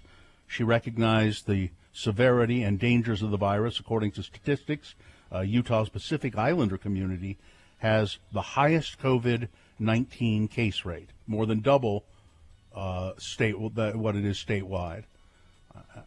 The theory there probably being is that Pacific Islanders are very social. Well, They congregate in large families. They like to get together. Not just congregating, she lived with 9 family members, and I think 7 of them tested positive. Yeah, they just live living together in the and same household. big family, grandpas and grandmas and cousins and all of that live together, and and they're very social. And Utah's only available bar license. It was up for grabs. 10 businesses were trying for it, but one edged out the other 8. Deuces Wild, the strip club, gets the bar license, despite being in a legal dispute 8 years ago with the city. After the issue wound its way through the courts, the owner of Deuces Wild had to reapply for a bar license with the Utah Department of Alcohol Beverage Control, which is experiencing a shortage of bar licenses. While waiting for the license, Deuces Wild has just been operating still been a strip club, but beer only. On Tuesday, the State Liquor Commission said the applicants that are open and ready to go, Deuces Wild was the most deserving, even though they had legal problems in the past. We've got a shortage. It says here, Utah's experiencing a shortage of bar licenses. I have a solution for that. Yeah. Print more. Yeah, I got a printer right here. Print more of them. Well, the law says you can only have so many per population. Per population. And the reason a business like Deuces Wild gets it over somebody else, in order to get a license, you have to have a lot of things in place. Like you have to be ready to open immediately after. And a lot of places that were applying for licenses aren't ready to open. We got to change those laws. Weather, traffic. So it is chilly this morning again, 30 right now. We will warm up to 51, so a little warmer than yesterday. We get a little warmer tomorrow, a little warmer the day after that. Halloween on Saturday will be in the low 60s. So that will be nice for not trick-or-treating. It will be nice for whatever thing you're doing at your house in your own backyard. I'm going to sit on my front porch and eat fun-sized candy bars. Just not pass them out. Just just eat them. Yeah. You're going to eat them. Traffic, we've got a crash at the top of the on-ramp from 62nd South and Holiday to go west on I-215. Cars are on the right shoulder there. Crash southbound I-15 at 11th South and Salt Lake. That is off to the right shoulder. And let's see, crash westbound I-215 South, 62nd South on-ramp. That's the one I just gave you. So you got a double reminder of that one. If you see something, you can always text it to us, 33986, and I will pass it along. Utah's newest craft brewery, Ogden River Brewing, is open, pouring at 358 Park Boulevard in Ogden. Check out menus and what's on tap at ogdenriverbrewing.com. Wild animals harbor an estimated 40,000 unknown viruses, a quarter of which could jump to the human population. Here's boner candidate number 3. I'm cold. Where's my car? I heard a wolf. Backers of President Trump were left stranded overnight, with several taken to hospital for hypothermia after an Omaha campaign rally ended in chaos. Hundreds of people were bused from their cars to the Eppley Airfield site where the rally was, leaving their cars in parking lots. But they were left wandering up to 4 miles in the cold after buses failed to pick them up. President Trump took off in Air Force One an hour and 20 minutes ago, but thousands of his supporters remain stranded on a dark road outside of the rally, a CNN reporter said. Reporter, Jeff Zeleny, I think it's Zeleny, who was at the Tuesday night event, described the scene as a chaotic cluster as Omaha police officers scrambled to provide transportation for those who were stranded. So the Trump people, had a lot of buses, and they brought them to the site. They left their cars behind, but then there were no buses to be found after the rally. Leslie, listen, 2 weeks. We'll have those buses there in 2 weeks. In 2 weeks. Hundreds and hundreds of people who came on buses were forced to park miles away and then were left stranded. Thousands turned up to the Make America Again rally in Omaha. Parking at the Trump rally is full, so the buses were provided, shuttles, but then shuttles were not around to take them back to their car. And people, a lot of them didn't know, I don't even know where my car is. It's cold. Yeah, you get on a bus. It's like 4 miles away somewhere. Yeah. There were police officers scrambling. They'd see people wandering down the road, and they'd stop. You need a ride somewhere? I don't know where my car is. Are they gonna still vote for him? I don't. It's so on brand for Trump, though, isn't it? Mm-hmm. And then 8 people had to be hospitalized for hypothermia. It was that cold. There you go. Boner candidate number 3. I'm cold. Where's my car? I heard a wolf. All right, let's review the first 2 and vote. Boner candidate number 1. He knew they wouldn't be home. A mortuary driver burglarizing dead people's homes in San Diego County. Boner candidate number 2. Well, we ended the pandemic. That's right. It's over. The White House Science Office says Trump has ended the COVID-19 pandemic, even as the U.S. is hitting record numbers of cases. Mm-hmm. And boner candidate number 3, I'm cold. Where's my car? I heard a wolf. All right, here we go. You've got to decide, of these 3 candidates, which one is the worst? Which one deserves to go forward to boner fight and possibly become boner of the day? Because see, if it wins here, it's not boner of the day yet. It'll have Music to go up is against, very nice, very nice. It'll have to go up against the winner of round 2, which happens at 8:20. 3 different candidates there.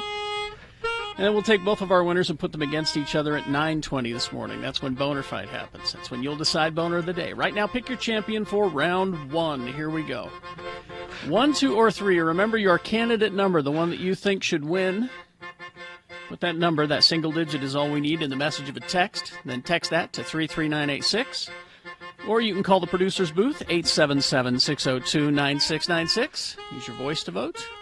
Or go online, x96.com. Look for the box that says Boner Voting October 28, 2020, and vote there. If you don't see that box, refresh. Actually, it's just a good idea once you land on our website to refresh, because we're always adding stuff all the time. So do that. You have until the end of these messages to get your voting in for round 1. Here we go.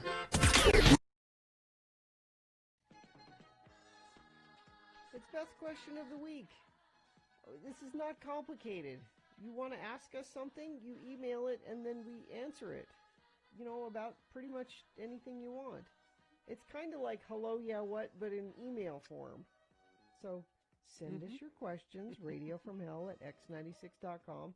Put best question or meh in the subject line, and we'll answer. And Katie has selected our best question for today. I did. I think it's kind of cute.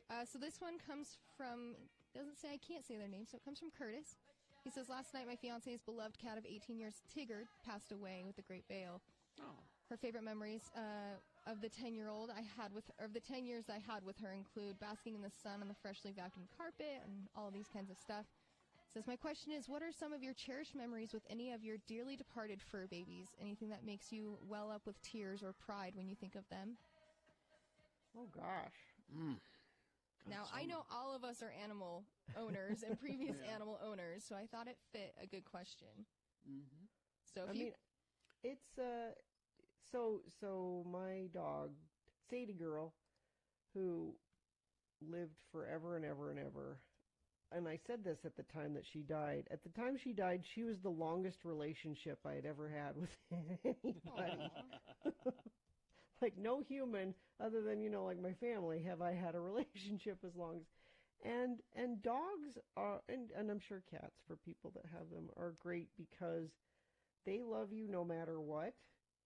And, in that 17 years that I had her, I went through a lot during that time, and she helped me through some really bad stuff that was going on, because the dog is constant. They don't know that you've got stuff going on. And having that companion that loves you no matter what and is always there. Yeah, I can't think of a specific instance, but my thought with her was, you helped me through some bad times, and you didn't even know you were doing that, but you did. We don't deserve dogs. Mine was I did not know. When we first got Artie, I would come home, and if you go to x96.com/live, I'll show you the face that he would pull. I would come home from work, and he'd be, because he was there by himself, I would come home and he would be doing this. He would move his, he had the underbite already, but he would open his mouth and kind of back and forth like that, But not make a noise? Not making a noise. He would just go like that when I would come home. And I thought it was because he did something wrong, and he knew I was going to catch him, and he was like, this is his way of apologizing I thought that for a month. Yeah. And then I took Artie to the groomer, as I did every week, and our groomer, Tanya, who is the dog whisperer. I don't care what Cesar Milan says. She knows everything about dogs. And I told her, I said, he does this when I get home. And I showed her. She goes, oh, he's smiling at you. He's happy you're home. My heart. And I'm like, oh my God, I feel so bad that I thought it was because I'd go, what did you do, buddy? What did you do? And then when I also remember when his eyes got bad in his later years, we would put a toy on each stare so that because his depth perception was gone. And so that way he could see the toys, because the carpet's brown, and if it was dark, it's hard he couldn't to tell. see. Yeah. So he would see the toys, and that's where he knew where a step was. So we'd put a step on each one. That's smart. But Katie, do you have one? Smile. Yeah, I do. So my very first dog that I ever personally owned was a little mentally challenged. I have a sore spot for a really big soft spot for like mentally challenged animals. But he just wasn't all there in the head. And when I got him, he was missing his 2 front teeth. And I always thought it was so weird. I named him Bosley because it was when the remake of Charlie's Angels had just kind of come out and it was really big at the time. And he ended up developing sundowner syndrome in his later years, where he kind of just forgot who he was as soon as about 2 o'clock hit. But yeah, it was kind of scary. But before all of that kind of hit, he was just a little dumb, and it was a cute dumb. But in my parents' backyard, they have a wood deck that sits about 6 inches off of the ground floor. And we called Bosley over. My sister and I were sitting outside hanging out in the sun, and we called Bosley over to come sit with us. And he gets right up to the edge of the wood, and his legs were not very strong, and he was very chunky because he kept stealing other dogs' foods. So he went to get up on the porch, slipped, and just face planted into the wood steps. Aww. That was probably the best thing I have, but I actually have his ashes in a little box that say he finally got his 2 front teeth. Oh, That's mine.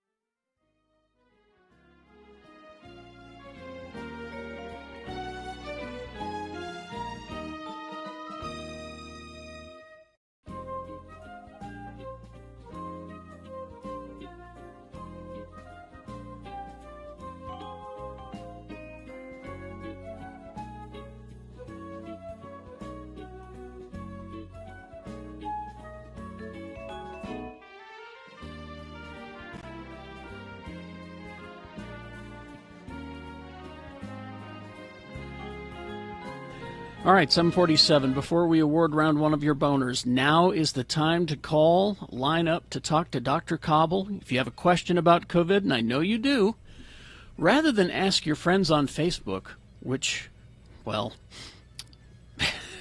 don't. Talk to a doctor, and you can do it here. 877-602-9696. I don't know why we're having him on. The pandemic's over. According to the science office at the White House. Is this just a farewell It's kind of a wrap to up, Dr. yeah. Cobb? Yeah. I guess. A wrap up. I guess so.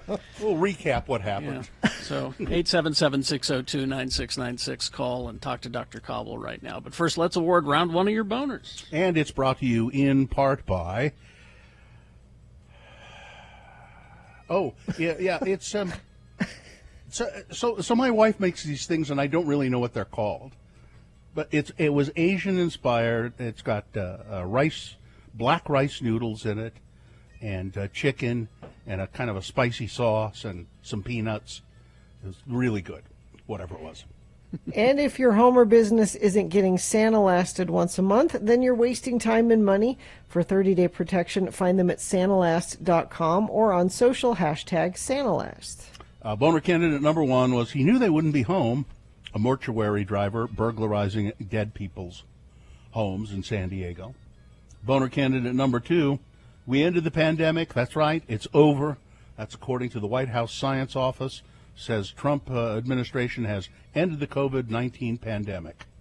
And boner candidate number three, I'm cold. Where's my car? I heard a wolf. Oh, Omaha Trump rally attendees stranded in the dark, not knowing where their cars were. Hundreds of them, several of them had to be taken to the hospital for hypothermia. Parker won a T-shirt, and the winner was boner candidate number two. We ended the pandemic. That's right, it's over.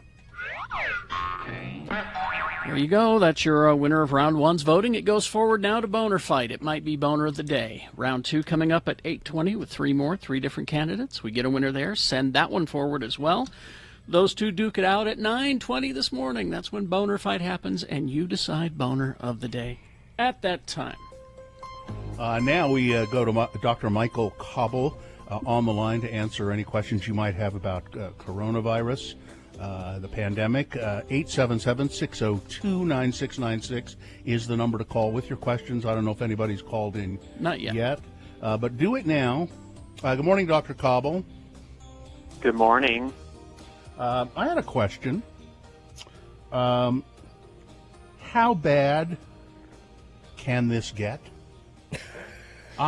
You want to know the answer to that question? I mean, I'm sitting here thinking, the surge is going on. More and more people are getting sick. It seems to not be stopping, no matter what happens. I mean, how bad can it get? Are we going to see bodies stacked up in the corridors of hospitals, and tumbrel wagons being going through neighborhoods with people yelling, "Bring out your dead"? I mean, how bad can this get? Oh, I like Monty Python. Bring out your dead! How bad can it get? Well, as you guys mentioned earlier, it's going to be over next Wednesday, so this is our last phone call because the pandemic ends November 3rd when the election happens. University of Washington modeling says 500,000 by February. That'd be doubling of the current death toll.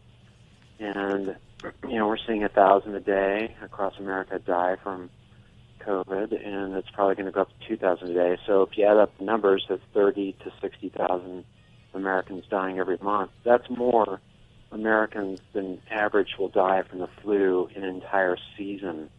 And the H1N1 flu is 15,000 Americans in 2009. So the average flu death rate's around 20 to 30,000 a year. And we're doing 30,000 a month with this virus. So, yeah, it's just sad. It just shows the poor national response to contain this. Well, don't you doctors get extra money if you declare everybody died of COVID? What? I read that. Yeah. I've read that out there. Oh, yeah. It's on Facebook. He said that. Trump even said these doctors get paid more if they say you died of COVID instead of a heart attack or something else. You get paid more. Well, listening to him is worse than listening to your crazy uncle. Wait, he is He is somebody's crazy He is uncle. somebody's crazy uncle. Times 20. I have a We have a question. question, or do we have a phone call? We have some phone calls, but Katie has a quick question. Thank you for answering all my questions over the weekend, Dr. Cobble. So I'm not at home right now. I'm at my parents' house, but Andy is still dealing with his stuff. And when he is cleared, I'm obviously going to have a company come out and clean the house. But what is the best way that he can start cleaning and getting rid of everything that's on surfaces? Well, wearing a mask, you're not aerosolizing things. Always wash your hands. And then I think just using Clorox or Lysol or, any soaps just to wash surfaces. If you're not planning on going back in that room, if you're going to continue to go back in the room and you're contagious, you have to just wait until the end of the probably 10-day period. Again, most people are asymptomatic for 2 to 8 days. So my people that have caught this, traveling or doing whatever they're doing, the contact is typically 2 to 8 days before they got the symptoms. So you really have to go back a week to 10 days. If you have a positive test, you have to go back a week to 10 days and try to figure out who you've come in contact with the previous 7 to 10 days. Yeah. Let's go to Neil. Neil is on the phone. Hi, Hello, Neil. What's your question? Good morning, everyone. Thanks for letting me listen. Mm-hmm. Dr. Cobble, I got a question. I know now more than ever the flu vaccine. Neil? And when you get that, I know my body, and I'm sure I'm not speaking just for myself, but sometimes when I get the shot, I feel like in the next day or two, I feel like I'm getting the flu. Is there a reason why some bodies react to getting those antibodies that way versus just sitting there and waiting to help fight off the flu? Yeah, so I think the question was, Neil gets the flu shot, and sometimes they'll get flu-type symptoms for a day or two afterward. Why does that happen? Is that correct? Yeah. Yeah. Yeah, I mean, some people just can create an antibody immune response to the flu. They'll get mild flu symptoms. That's not really common, but some people do get just a mild illness from getting the vaccine. Again, it's a day, maybe 2 days. It's easy to treat with Tylenol. It's not having the true flu, which is feeling like you've been run over by a tractor trailer for a whole week. I mean, if you really caught the flu, it is the most miserable experience you'll ever have. And COVID is 3 times worse than that if you get the worst case scenario of it. And so I think the key is, get vaccinated for the flu just to get that off the table, and then follow the guidelines to avoid contact with COVID until a vaccine is available. There you go, Neil. All right. Thank you. We will take a break. We have Tara and Mindy on the phone and a line open, 877-602-9696. Your chance to talk to Dr. Cobble about COVID. Traffic, Gina, please.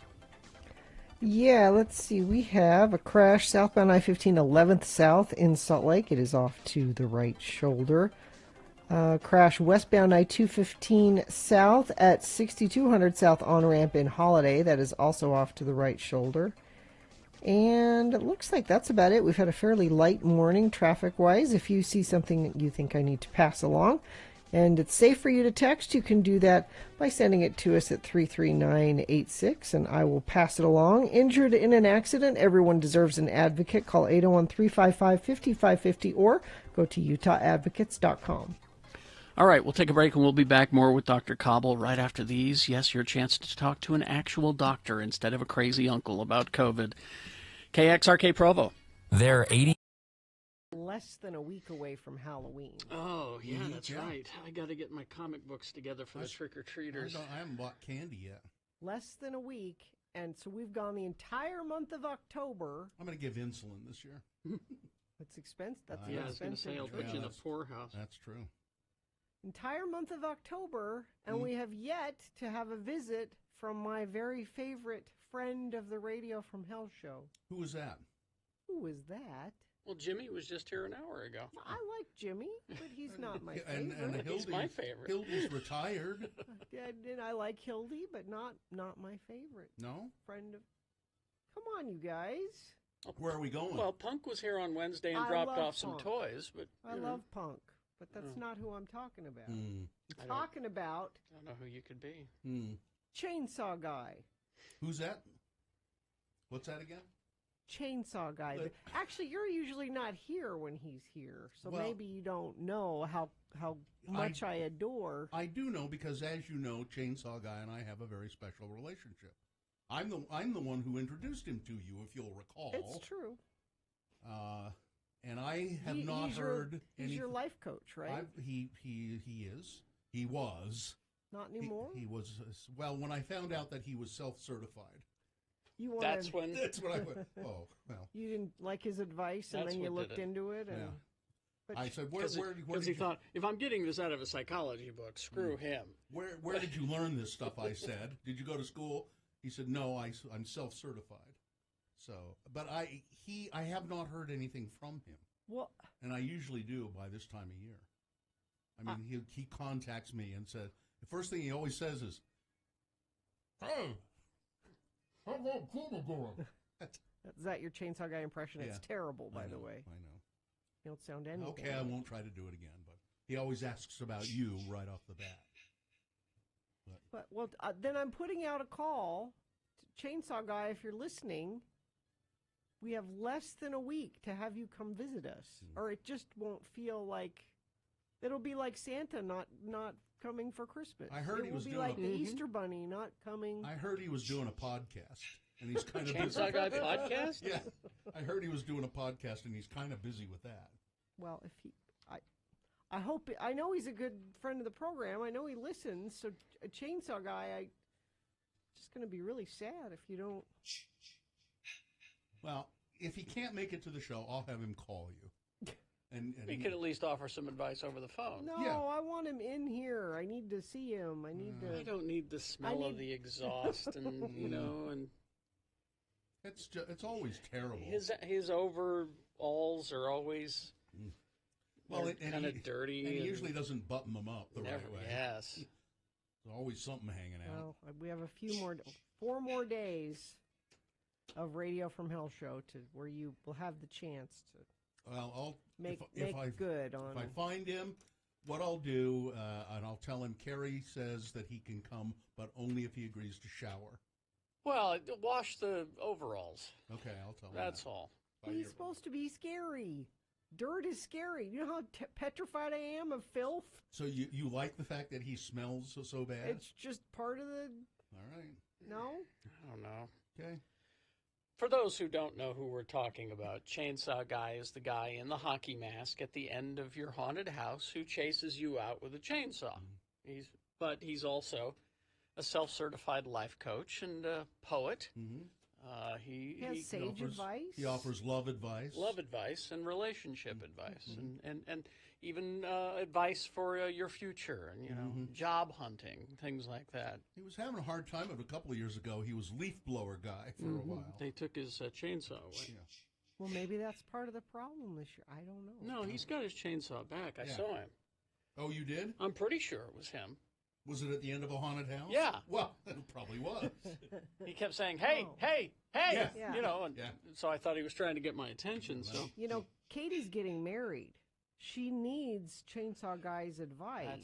That's true. She could use some. Maybe she needs Chainsaw Guy to officiate the ceremony. He can. He is registered with the the Universal Life Chainsaw Church. Yeah. Reverend Chainsaw Guy? Uh-huh. Well, it's Reverend Guy. His first name is Chainsaw. Oh, that's right. His first name is Guy. Chain.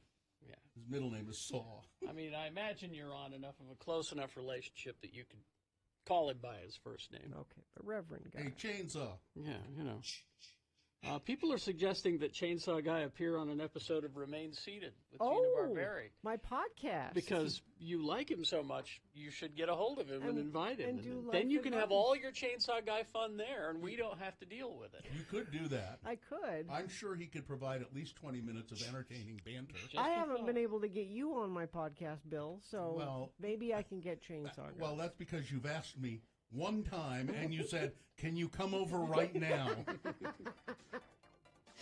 And I said, no.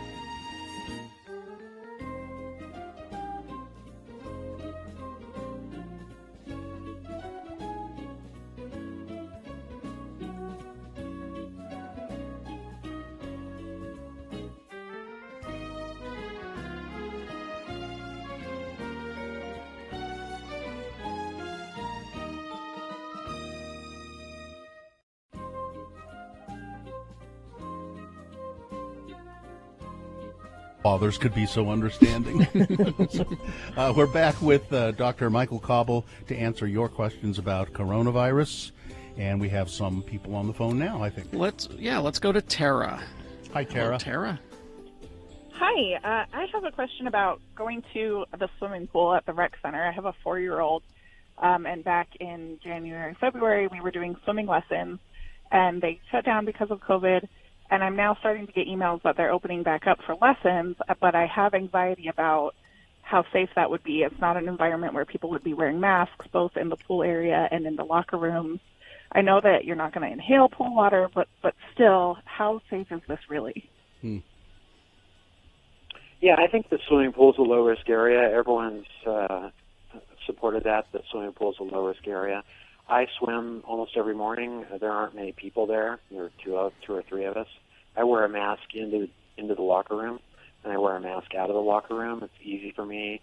Your 4-year-old son's very low risk for catching this. And again, if you're not in a group for 15 minutes where you guys are yelling and screaming and coughing and laughing and vocalizing, if you're walking by somebody, that's not how you're going to catch this. So I think that's great. You're going to be able to take your son back to the swimming pool. That's great. Okay. Yeah, thank you very much. All right, Tara, there you go. That part about not inhaling pool water, though, I mean, that was part of my swimming lessons. Yeah. I inhaled a lot of required pool. part. Let's go to Mindy. Hello, Mindy. Hey, I actually came up with a second question, but I'll be really fast while Okay. listening to these other ones. The first one, I just wanted to verify what is the best fabric to use for masks, because I was thinking cotton was breathable, so I thought we weren't supposed to use that. So is there one fabric to stay away from or use? Well, they've looked at a lot of different fabrics. I think the key is just a dual layer. If you can get a fabric that's dual layer, that's the best. So, next question. Okay. Okay. Then the second one, listening to that question about the flu shot, I've got 2 little kids, and I've been, super protective. They really don't go anywhere. Coming up on flu season, we have grandparents who don't get flu shots because they insist it gives them the flu. So I'm kind of like, okay, well, we'll see you after flu season. But I'm wondering, am I being too dramatic about it? Because I'm like, I've protected them of everything, and I feel like this year especially, but they're like, no, we don't want to get, they refuse. So am I being too dramatic? Well, I think, the flu vaccine's important if you're out in public. If you're a self-isolated family and nobody leaves the home, you're not going to catch the flu. But I think everyone has to determine whether getting a flu vaccine is appropriate for the environment they're in. So for me, I go to work every day and see sick people. It makes sense for me to get a flu vaccine. And number 2, I can't miss work for a whole week. So those people that can miss work for a whole week, decide they don't want to get the flu but be home in bed and really sick for a whole week, that's fine. The mortality rate with the flu is 0.1%. Again, it tends to be older people. Mortality rate with COVID's been 1% in Utah, so it's 10 times higher than the flu. It's been about 5% nationally. That's 50 times higher than the flu, although we've been lucky recently with a quick diagnosing and steroids and oxygen, hospitalizing people quickly. We've dropped that mortality rate in the U.S. down to 3%, so it's only 30 times worse than the flu. I think a flu vaccine makes sense if it fits into your philosophy and the environment you live in. Okay. All right, Mindy. All right, sounds great. Thanks, guys. Thank you, bye. Mindy. Let's go to Tony. Hello, Tony. Tony. Good morning. Thanks for letting me listen. Yeah, what's your question? I appreciate the segment that you guys are doing with this. And at this point, we pretty much all know guidelines have been set and we should wear masks and social distance. The naysayers, I guess my question is, should we be putting, as morbid as this sounds, the actual deaths, putting it out on social media somehow or on the news showing that people have actually died other than just numbers? We've talked about this, Tony, and I don't know how Dr. Cobble feels about it, but we've talked about it here. Gina and I, Carrie, talked about there needs to be something much more graphic for people to see. More tangible. Much more graphic for people to see, to make them go, oh my God, this is awful. We talked with Mayor Mendenhall about it. She was saying the same thing, that this is a disease and a death that is hidden because it happens in a hospital and these people are alone. It's not like they have family members there, documenting what happens. And I think you have a good point there. Maybe Dr. Caldwell, maybe you can, maybe Dr. The doctor. I'm sorry, what? What's the point of view of the doctor? Well, that's what I was just going to say, Dr. Cobble. Can you describe to Tony and other people what the hell this is doing to people and what the toll is? What does it look like? Yeah, I think this is tough. It breaks my heart. I'm in an office. I'm in a clinic setting, so I diagnose these people or I see these people in the clinic setting. But if they're sick enough, they have to go to the hospital, and they may never be seen again except for the hospital workers that are overworked, 12, 14, 16 hours, very difficult settings. They see these folks struggling. They can't breathe. They can't see their family. They can't talk to their family. They can't interact with anybody. In the past, when somebody had a life-threatening illness, the family could come into the intensive care unit and see them and hold their hand and be with them and comfort them. And that's not happening with this. And again, I think maybe showing pictures of these folks or giving their names may motivate people. I don't know. Americans, it just seems like 50% of Americans are kind of they don't care, and it's tough sledding for you. And if somebody in your family dies, the hoax got them. It's devastating. But my heart goes out to those hospital workers that see how terrible this is. It's more people are going to die from this than Americans died in World War II. So if you want to go watch Saving Private Ryan and live through the misery of that movie and put COVID on it, that's the exact same thing we're seeing right here.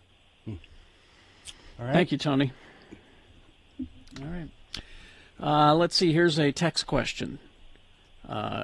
Where do you as a medical professional get your info on the virus, and where can a regular person not in the medical field, go to research and get answers to all these questions we have without waiting until Wednesdays?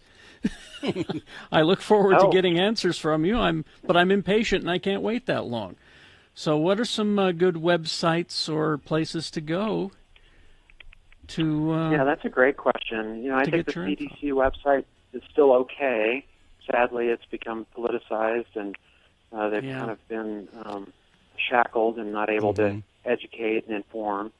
The World Health Organization website's good, really good. They identified this quite early, even though they're picked on politically as well. I think the Johns Hopkins website's really good. Mm-hmm. So Johns Hopkins is kind of my favorite to go to. I think the state website's really good. You can go to the state website and they update. Dr. Dunn last week and even our governor last week said on Thursday, we don't know what more to do. We've tried to treat this with kid gloves. We've tried to be soft on people. We don't want to be,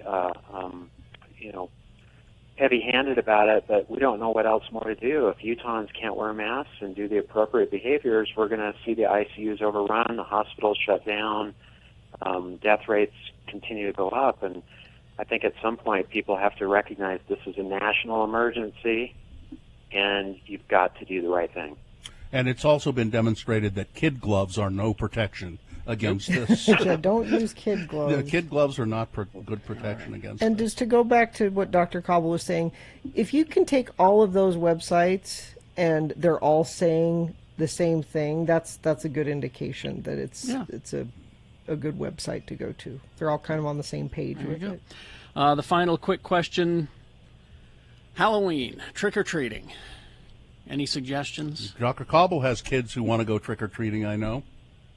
Yeah, I don't think people should do it. I don't think people should go door to door. I don't think they should hand out candy. I know the governor said he was going to leave it up to parents to decide.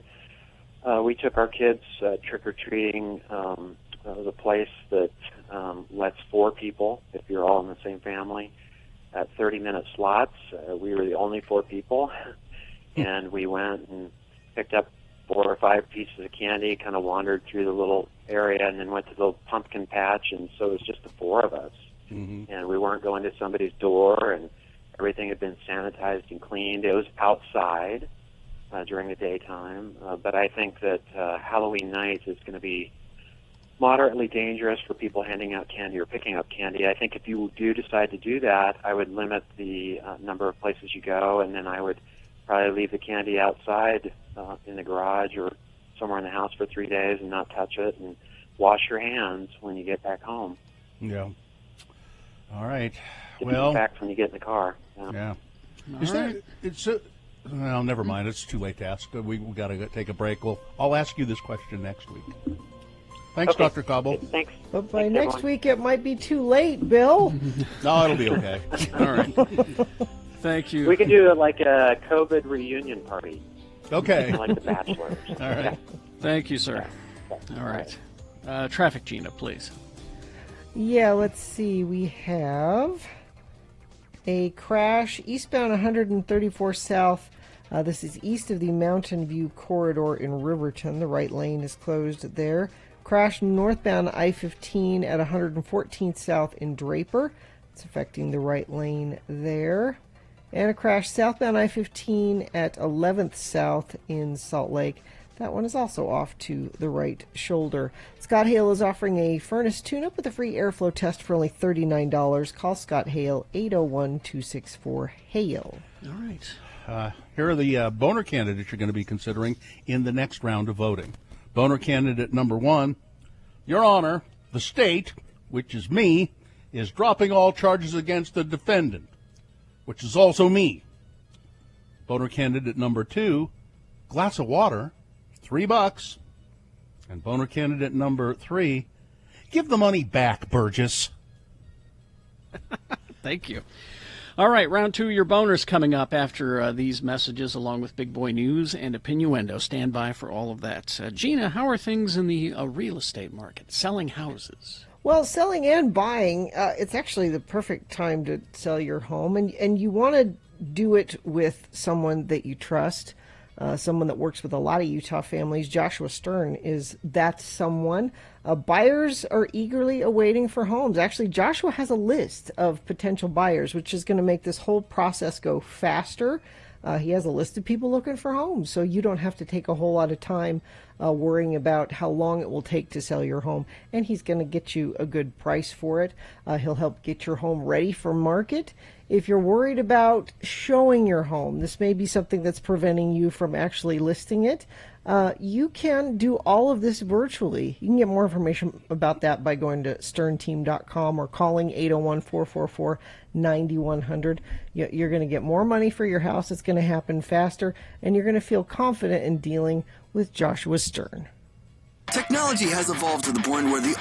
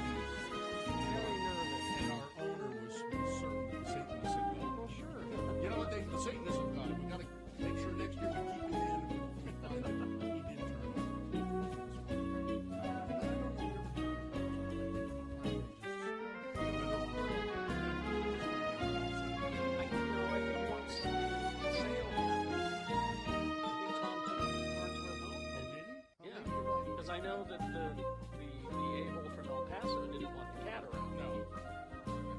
So, what's better literally, you could really say the word. Yeah, I know. From El Paso. But, the nation is 9 years old, so I can't. So just say that to yourself in your head. It sounds like But anyway, back to this whole horse, and then, so the other end was her.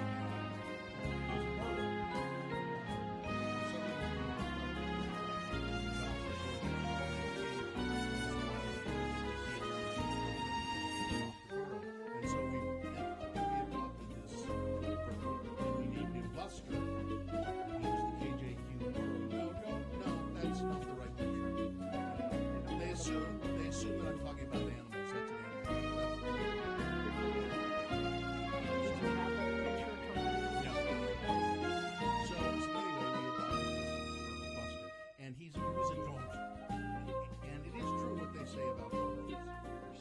was stubborn. They're the worst.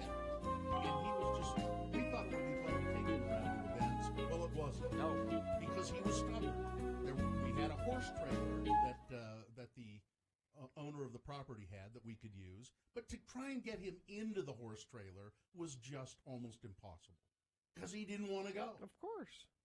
And you could pull on him, and he would dig himself in, and he just would. But so one year we're having this parade. I think it was the Thanksgiving Day parade. It was the Christmas parade on the day after Thanksgiving in Ogden. I think they still do it, and that's when Santa comes right after Thanksgiving, and they have this little parade. Anyway, so we're going to take Buster and have him be in the parade, or maybe it was the 24th of July parade. I don't remember. Yeah, it was the 24th of July parade, because so we finally get Buster in the trailer, and we take him up to Washington Boulevard, which wasn't very far, and we park the trailer, and we open the back door of the trailer, and Buster, the burro, is like almost upside down with his feet sticking in the air. Now, we didn't know anything about it, like he wasn't tied in properly or something. And so he's upside down, all four legs sticking in the air, and I go, Tom goes, "Oh my God, he's dead! He's dead!" And he did. He looked like he was dead. His eyes were glazed over. His tongue was hanging out. Well, there was this cowboy who was there, because he was going to ride his horses in the parade, and he came, "What's going on here?"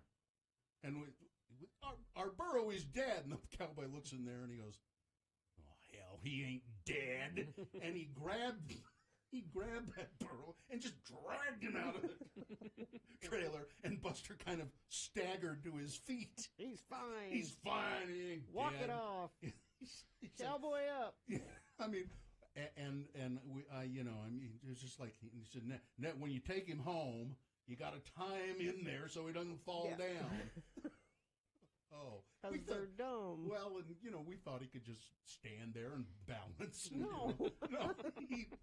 So that he could have been hurt bad. Yeah, he could have. Yeah. I mean, he did look dead. I mean, I think his tongue was hanging out, and if he'd stayed like that, he probably would have died. But the cowboy, "Oh hell, he ain't dead." and then so we walked him in the parade.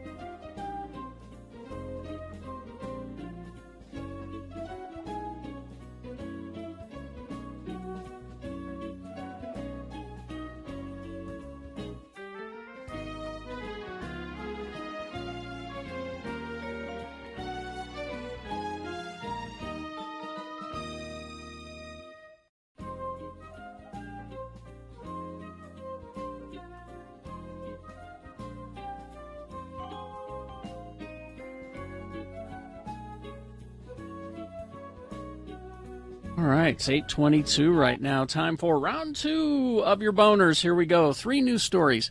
These are examples of bad, stupid, funny human behavior. You will decide with your vote of these 3 candidates which one is the worst. Which one deserves to go to Boner Fight and possibly become Boner of the Day.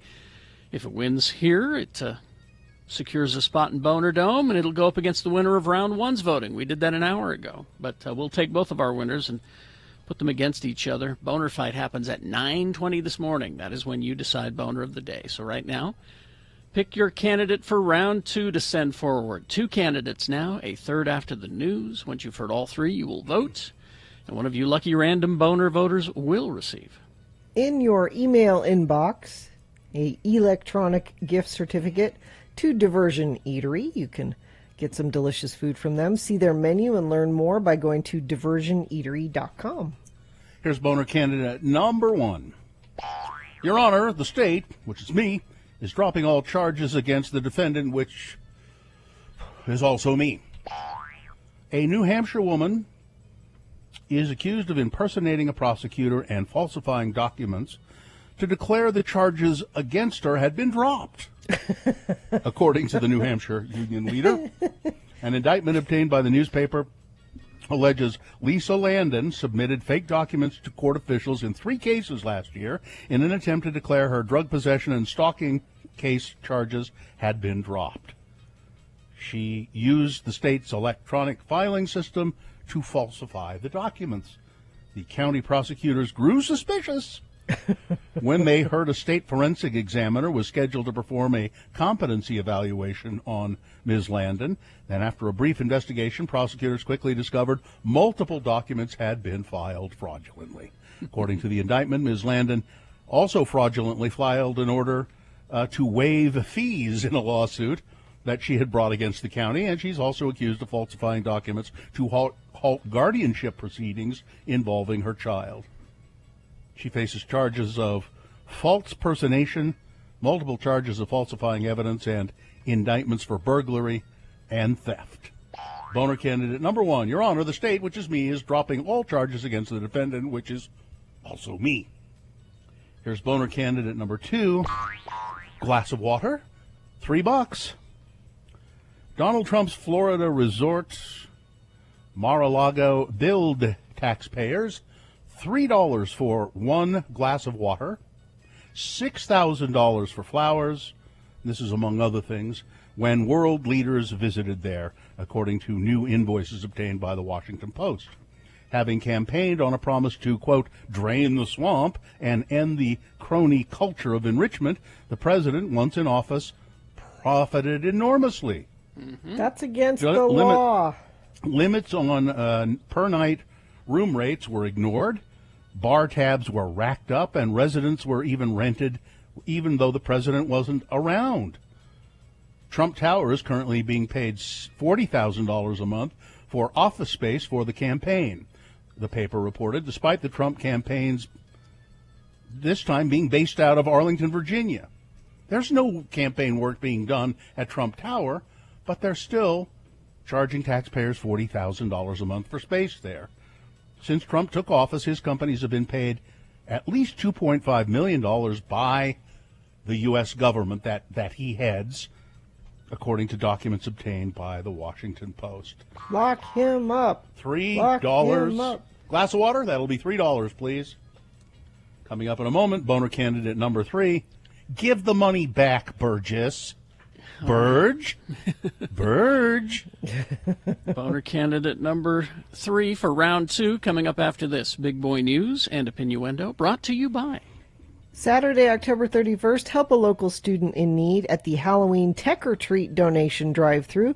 Donate your old laptop, desktop, or iPad at SpyHop, 208 West 9th South. Learn more about SpyHop Tech Liberation Project at spyhop.org. Senator Mike Lee from Utah is heading down to Arizona for a Trump campaign rally to try and convince Mormons down there, members of the Church of Jesus Christ of Latter-day Saints, that they really should support Trump. And so people are saying to Mike Lee, Senator Lee, why do you support Trump? Really, why? He has said this. Now, his office didn't respond to a request for comment, but Mike Lee wrote an essay in the church-owned Deseret News about why he is voting for Trump this year after refusing to vote for him the first time. 4 years ago, I did not believe President Trump could beat Hillary Clinton. Clearly, I was wrong. 4 years ago, I didn't believe President Trump would govern as a conservative. Happily, I was mistaken there, too. President Trump is deeply human and therefore flawed. He says things that I would never say, but when he was elected, I knew I had to work with him. If we're going to survive as a diverse constitutional republic, we have to work with people who think and speak and live differently than we do. President Trump's administration hasn't been perfect. It's been spent far too much money, and the deficit has grown too fast. But considering the alternative, a Democratic Party promising to borrow and spend far, far more while seeking to enforce woke extremism at the expense of religious freedom, President Trump is the easy choice for me. Now, let me read you this, if I would, again from the Atlantic that I was reading over the weekend about President Trump. No one should be shocked that a liar who has made almost 20,000 false or misleading claims during his presidency would lie about whether the United States had the pandemic under control. That a racist who gave birth to birtherism would do little to stop a virus that has disproportionately killed black people. That a xenophobe who presided over the creation of new immigration detention centers would order meatpacking plants with a substantial immigrant workforce in them to remain open, that a cruel man devoid of empathy would fail to calm fearful citizens, that a narcissist who cannot stand to be upstage would refuse to tap the deep well of experts at his disposal, that a scion of nepotism would hand control of a shadow coronavirus task force to his unqualified son-in-law, that an armchair polymath would claim to have a natural ability at medicine and display it by wondering out loud if the curative potential of injecting bleach, that an egotist incapable of admitting failure would try to distract from his greatest one by blaming China, by defunding the World Health Organization and promising miracle drugs, or that a president who has been shielded by his party from any shred of responsibility or accountability would say, when asked about the lack of testing, well, I don't take any responsibility at all.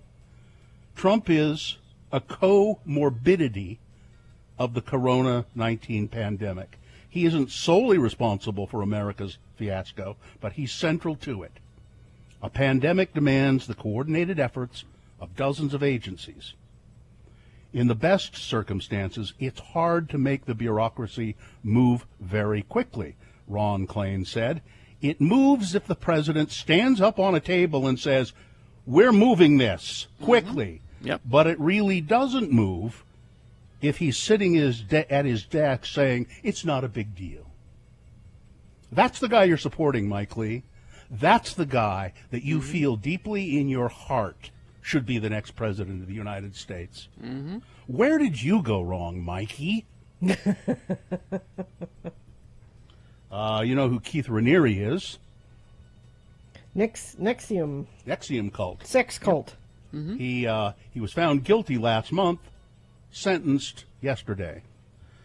120 years behind bars. Well, he's not going to live that long. I think that's the idea. Running the twisted sex slave where women were branded like cattle and forced to sleep with him, he still maintains he's done nothing wrong. Jon Stewart's coming back to TV. Yay. It's Apple TV. Oh, I don't have that. After 5 years out of the spotlight, Stewart will have his own show again. He is going to do an hour magazine show once a week. Mm-hmm. It'll be once a week. It'll be sometime next year, and it'll be similar to John Oliver in that they just focus on one subject for the entire hour. The liquor store in Vernal has closed. This What? is because of an employee tested positive for coronavirus. So, but if you close, there's got to be only one liquor store. Yeah, in where's Vernal. the closest liquor store? Where do the people go for booze? Oh, wait a minute. They're close to the Colorado border. They're close to the Colorado border. There's also the Indian reservation, I think, has bars and liquor out there. Maybe. I could be wrong. KFC is bringing back its fried chicken scented fire log. No, don't. So you can put on the fire log and it'll get the smell of fried chicken in the house. Isn't that good? No? No good? Just have fried chicken, and then your house will smell like fried chicken. And finally this. There's a whole story here about how Jenny O, the turkey processing and other meats, They're opening the turkey hotline next month to give Thanksgiving bird advice. The Jenny O Thanksgiving turkey This is not right. What do you mean? Everyone knows it's the Butterball turkey hotline. Who is it? Who is The Jenny Allred O house trying? is a Butterball house. That's what I'm getting from What this. is Jenny O trying to horn in on I don't care what kind of turkey you buy. Listen, you But need the to hear from Butterball hotline. you need to hear from both sides. You're dividing the country. I think Let the the free Butterball.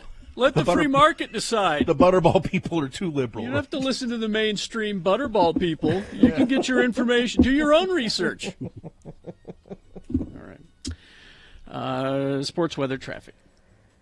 Justin Turner was pulled from Game 6 of the World Series between the Los Angeles Dodgers and Tampa Bay Rays mid-game after Major League Baseball learned he tested positive for COVID-19 in the middle of the game. They said, "Oh, we need you to come out and isolate," which he did. He came out, but he did not isolate because the Dodgers won, and he went out to celebrate without a mask. Way to go. And kissed his wife, and they're not sure how he got it, though, because for the World Series, they've been in a bubble. There's a resort in Texas. They have been going from the stadium to the hotel and back, and supposed to go nowhere else, and nobody else has tested positive. So I think he's sneaking out. That's what I think. You might be right. I think he's sneaking. So the Dodgers won.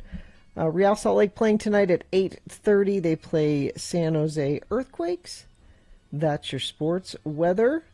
Chilly morning again, but it will warm up a little bit more than it did yesterday. 51 for a high today, 58 tomorrow, and we will be in the low 60s Friday and Saturday. So if you have some creative Halloween plans that don't involve a lot of people and you're wearing masks and you want to be outside, it should be nice weather for that. That is brought to you by every day at Subway restaurants. You get a different 6-inch sub of the day on your choice of bread with any veggies you want for a great low price at participating restaurants. Extras additional plus tax, no additional discounts or coupons.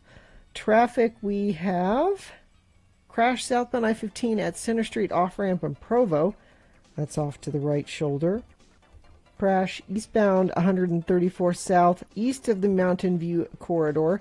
That is also off to the right shoulder. And let me check our message stream, because friends of the program send us traffic when they see it, or dead things in the road, or free mattresses, and I don't see any of those. But 33986 is the place you send them if you see it. All right. Here's boner candidate number 3. Give the money back, Burgess.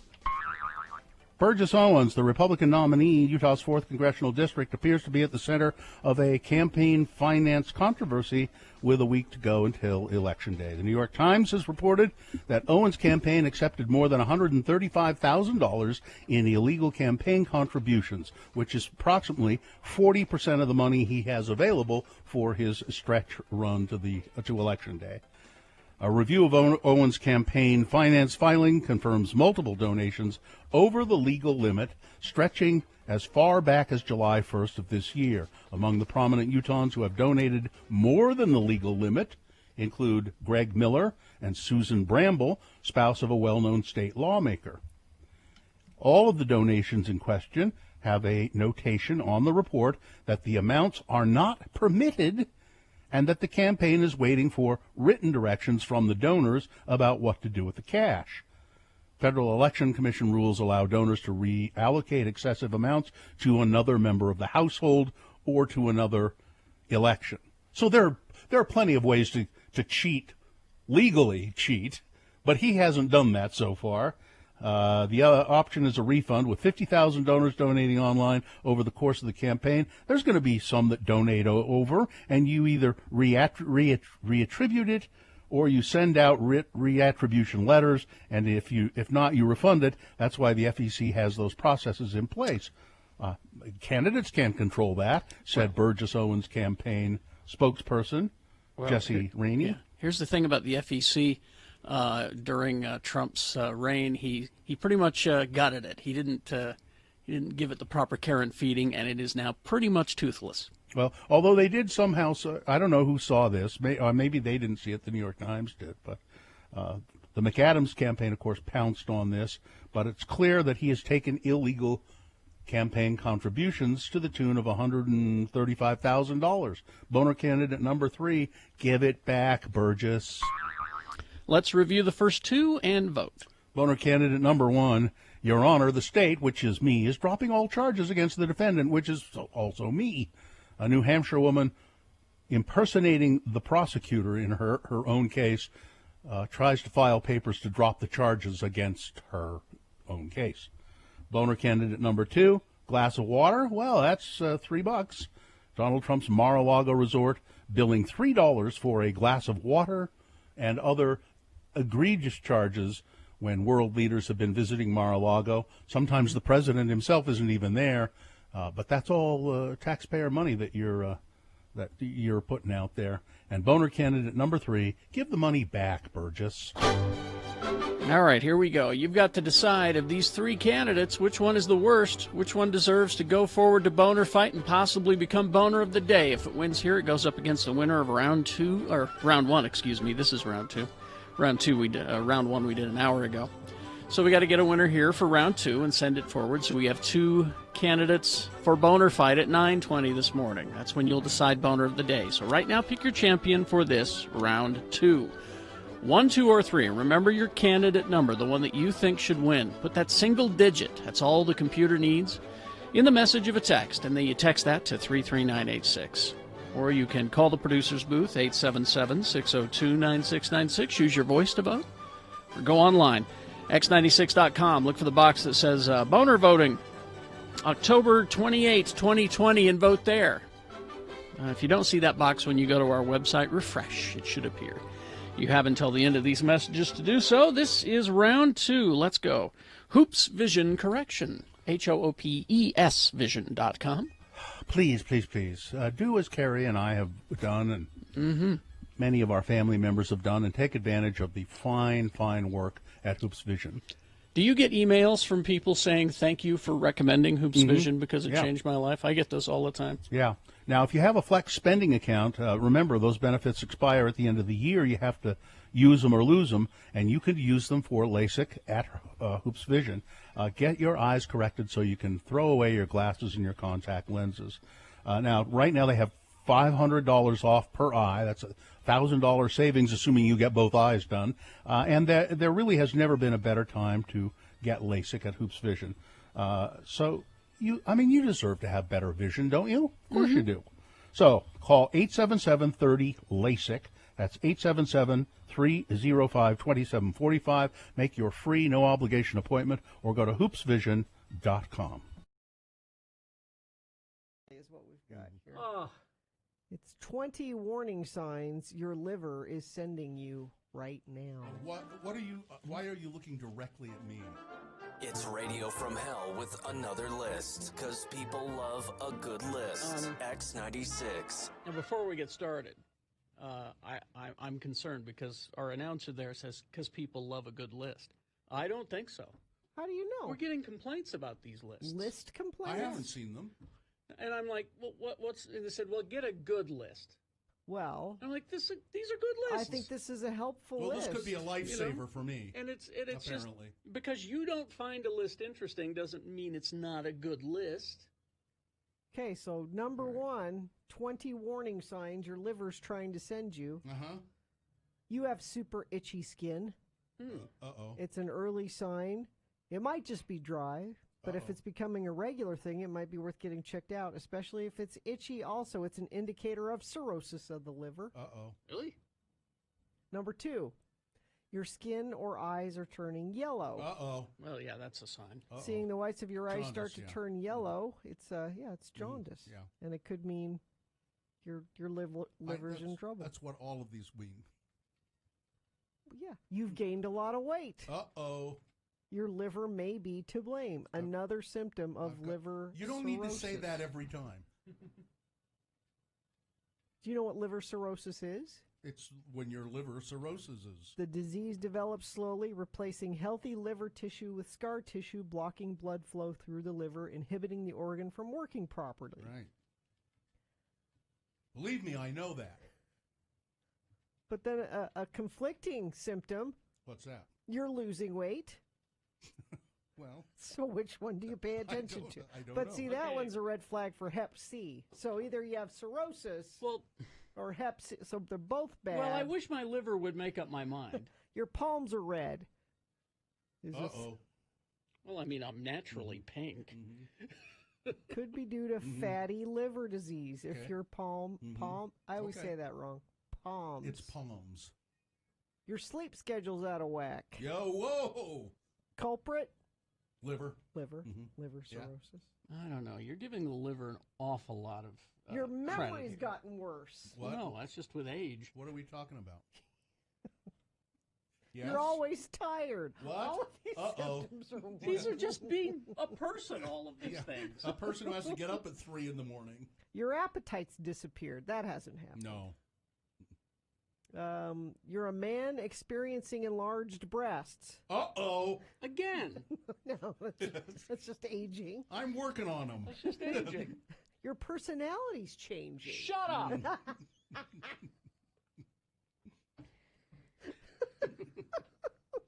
You bruise easily. Oh! Look at this. You have swollen legs and ankles. No. No, you're good there? No. Yeah. You feel confused. About what? Where? I'm in radio, of course. What? You have body pains. This is a list of... Again, these are all things. This is this is the kind of list that people are complaining about. These are all things that can happen for any reason. You're bloated. What? Your urine is dark. It's no. You're okay with... It's Yeah, lemonade? No, it's Okay. it's pink. You can't concentrate. It's pink. That's another problem. Seems fine to me. It's gaily colored. You have dry eyes or a dry mouth. All those things, none of those things. Well, Again, these are all things that happen to people. Yeah. I don't think it has anything to do with cirrhosis. No, it's. But it could. It could. This is a terrible It list. could also have something to do with You know leprosy. what? I'm going to write an email. Dear Radio from Hell, I hate the lists. But the liver holds a special place in the heart. You got to. That's true. That's what. Yes, We it hope does. you'd enjoyed another list with Radio from Hell on X96.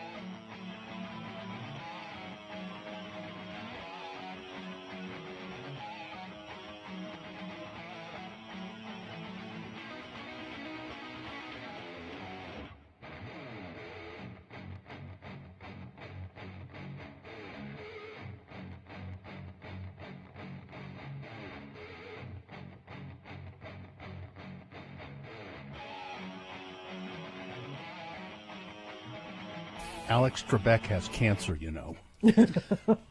He can say that any way he wants. He has very serious cancer. What genre? Of cancer? Yeah. All right. Let's award round 2 of your boners. It was very good, Kerry.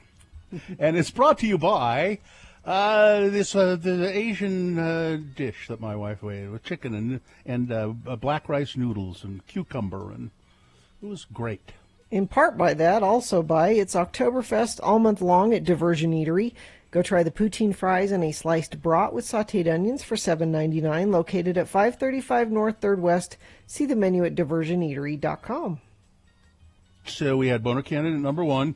Your Honor, the state, which is me, is dropping all charges against the defendant, which is also me. Woman trying to scam the court, and she somehow managed to pose as the prosecutor and file papers to drop charges against herself. She was caught, of course. Boner candidate number 2, glass of water, $3. Donald Trump's Mar-a-Lago resort billing the taxpayers $3 for a glass of water, among other exorbitant charges made on the taxpayers' dime. And boner candidate number 3, give the money back, Burge. Republican Burgess Owens here in Utah may have to refund thousands of dollars in campaign donations, which have been deemed illegal donations.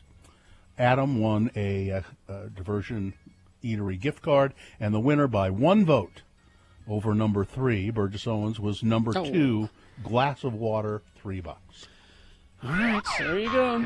That's your winner of round 2. It goes forward to Boner Fight. Might be Boner of the Day. You will decide who Boner of the Day is at 9:20 this morning. All right, Things That Must Go, brought to you by Feldman's Deli, Utah's only authentic Jewish deli, now offering takeout and curbside service. For more information, go to feldmansdeli.com or call 801-906-0369. Things that must go on the radio from Hell Show. You can send in your things that must go to radiofromhell at x96.com. You put must go in the subject line, and then you list your grievances. Things that you think just have to get out of your life. And hopefully if we read it on the air, it'll make you feel better. And at the very least, and they might even disappear. Who knows? It might be radio magic. So here's a must go that was sent to us at radiofromhell at x96.com. This says, good morning, lords and lady. Please do use my name. Okay? It's Heather, and she's a nurse. What must go in my realm is coworkers, including inferiors, that greet me with "Hi, friend," and end conversations with "Bye, friend." I'm not your hugging friend. I'm not your hugging friend. I'm your coworker. What also needs to go is how the trend is spreading like COVID-19. See what I did there? And pretty much expect another coworker to say this to me each and every day. It absolutely must go. Yeah, it's spreading like COVID-19. Please, please, please, lords and ladies, please use your radio magic to rid us of this annoying hug and fad, because my patience as a nurse has already worn thin enough, and no one wants to see me lose my ass. Thank you. Have a lovely day. Bill, I'm never going to get that hearty, or is it hearty, handshake now, am I, thanks to COVID-19. Love you three with all my heart. Heather, an RN at the University of Utah Neurosurgery Department. And then this one, good morning, lords. As my higher power, you guys please make these things go.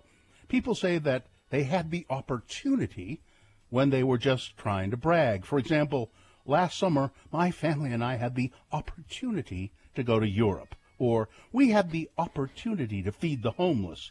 Yeah, you're just trying to boast and get accolades. Call it how it is. And second, me monsters must go. My sister is a me monster. The ones people that attempt to merge into a conversation or add input by starting every sentence with I, me, or my.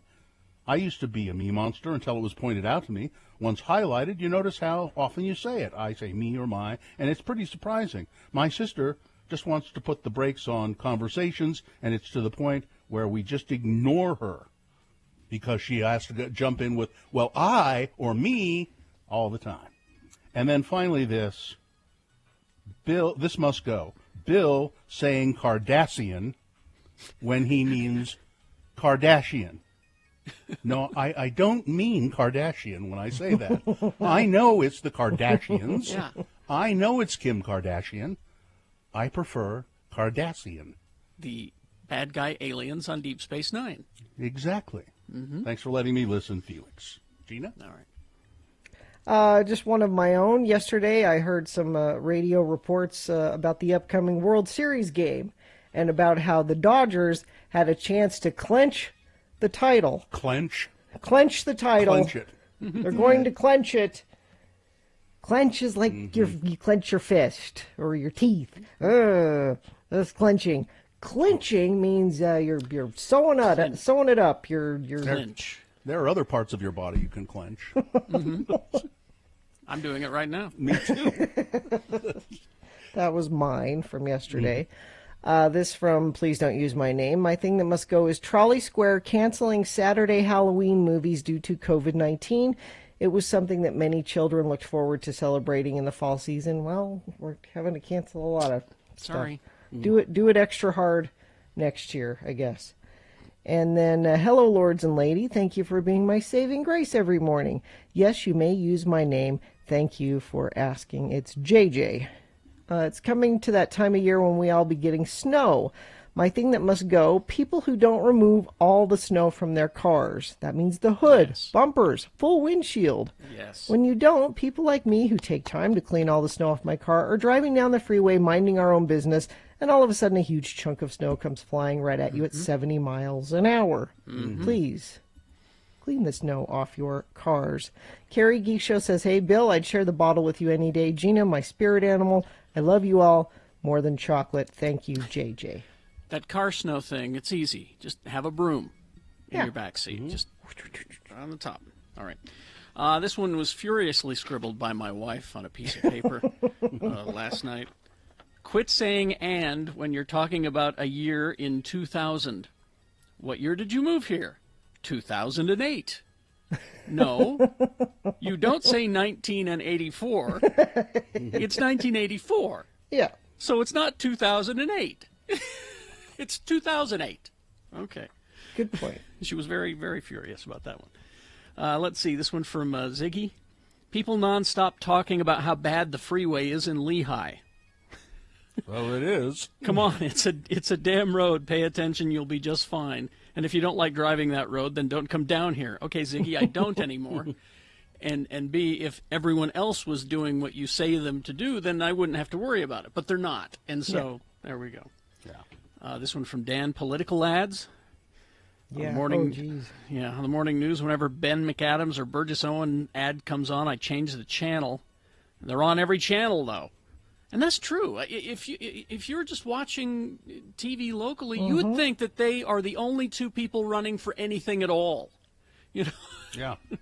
It'll be nice when that's done, for sure. Yes. This one from Emily. Good morning, Lord. You may use my name. I would like the word supporter removed to describe people who follow Trump. It has become a word that no longer describes those who believe in what he says. From here on out, I would like the word follower to describe his flock. This brainwashing has become so much that it feels like a cult instead of those who support him. I still want to believe in the electoral system. I've always felt that is what makes our country great, our political differences and rights to express them. However, now it's getting to the point that people fear for their lives if they go out and vote because Trump followers are threatening to show up armed. That behavior is eerily similar to the Waco tragedy. In all earnestness, stay safe, America. I believe that your vote counts, whichever party you affiliate with. Thank you for letting me listen. You bring joy to my days, even the ones where you are feeling cantankerous.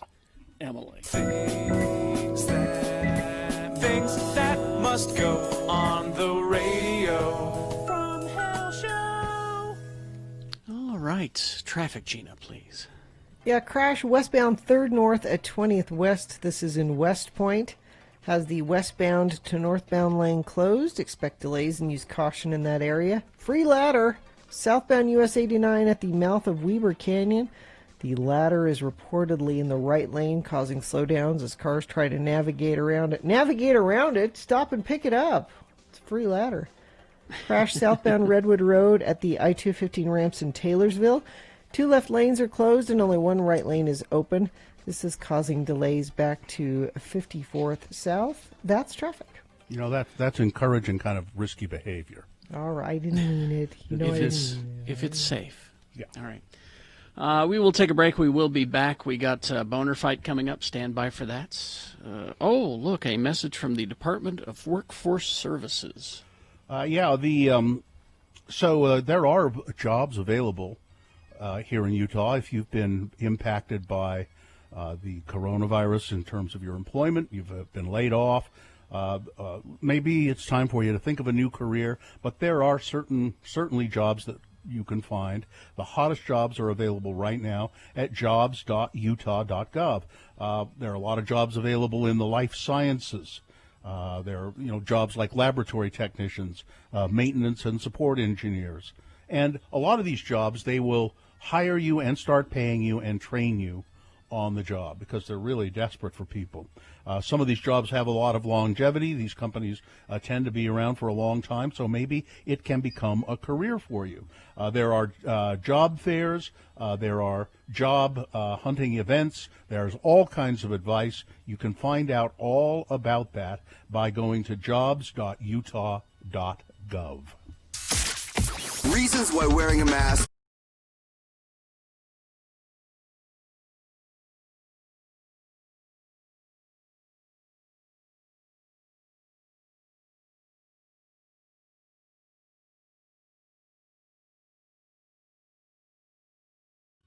Now, I got this email from Marianne Daly, and it says, Hi, Bill, longtime friend of the program.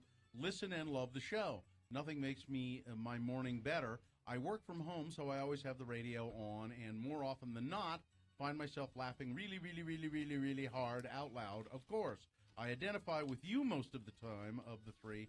So it says, anyway, Marianne goes on to say, I'm writing lately due to the interns. I really enjoyed the interview you did with Matt. What a smart, charming, and funny man. I didn't know I was on the webcam. She didn't say anything about the way you looked at this point. Yeah. Smart, charming, and funny. Shows real interest in radio. He's one to keep around. Really? Keeper. Oh, and he brought you Patron Silver. He rocks. He also has that radio voice. Forget that Guthrie guy. Oh no, it says Gumthrie. Gumthrie? Yeah, Gumthrie. Forget Gumthrie. That's Guthrie's evil twin. Yeah. Sorry, he just didn't do anything for me. And try to work it out so that Matt has some more radio time. Ooh. That would be sweet. Matt, you are so cute. I know. And funny. Thank you, Carrie. Thanks, Marianne. Wow. Now, I just wonder if this would change Marianne's opinion at all. This is an email that I got from Matt. From this Matt? Yeah. Wait, which? Oh, was this the one I sent on Monday? I suppose so. When you weren't here. Yeah. Today, says Matt. Oh, it says subject. Hello, my name is Matt Timian, and I know how to offend the CEO of Simmons like no other. Today I wore a T-shirt that says Godweiser on the front and This Blood's for You on the back. Of course it's a parody shirt. Of course. Oh, really? No. And it was meant to be serious and worn by Christians. I often find gems like these and wear them as a parody of a parody. Witty and original, I know. Anyway, the CEO of Simmons, I suppose he means Craig Hansen? Yes. It was Craig. Craig was walking by me in the hallway with another gentleman in a suit, and after walking past me, they both stopped, turned around, and looked at my shirt. I pretended not to notice. Looked at the ceiling. I then heard them say, "We have some really interesting people working here." They continued to mumble about how interesting I am, and then walked up the stairs. You're making it sound a lot more positive than it really was. Yes, I'm not taking it as positive at all. Yes, I know how to make an impression. Now I'm certain to get a job. Matt Timian. So, Marianne, there's just more evidence.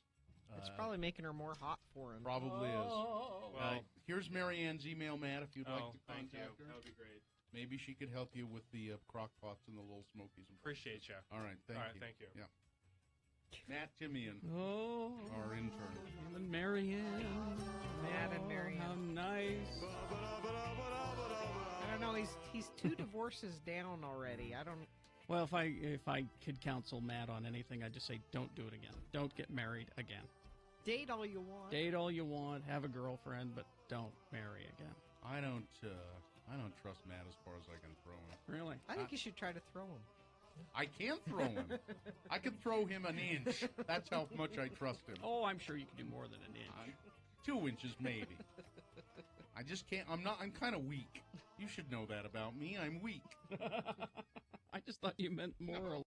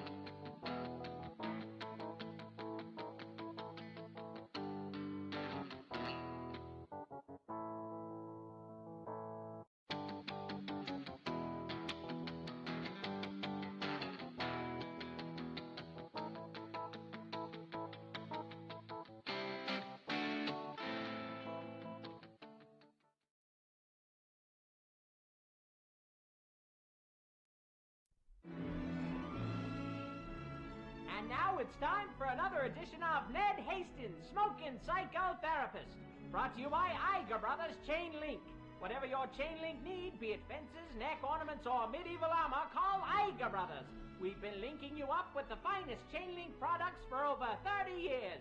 And now Ned Hastings, Smoking Psychotherapist. Ladies and gentlemen, order. Order, please. It's time to get this committee meeting underway.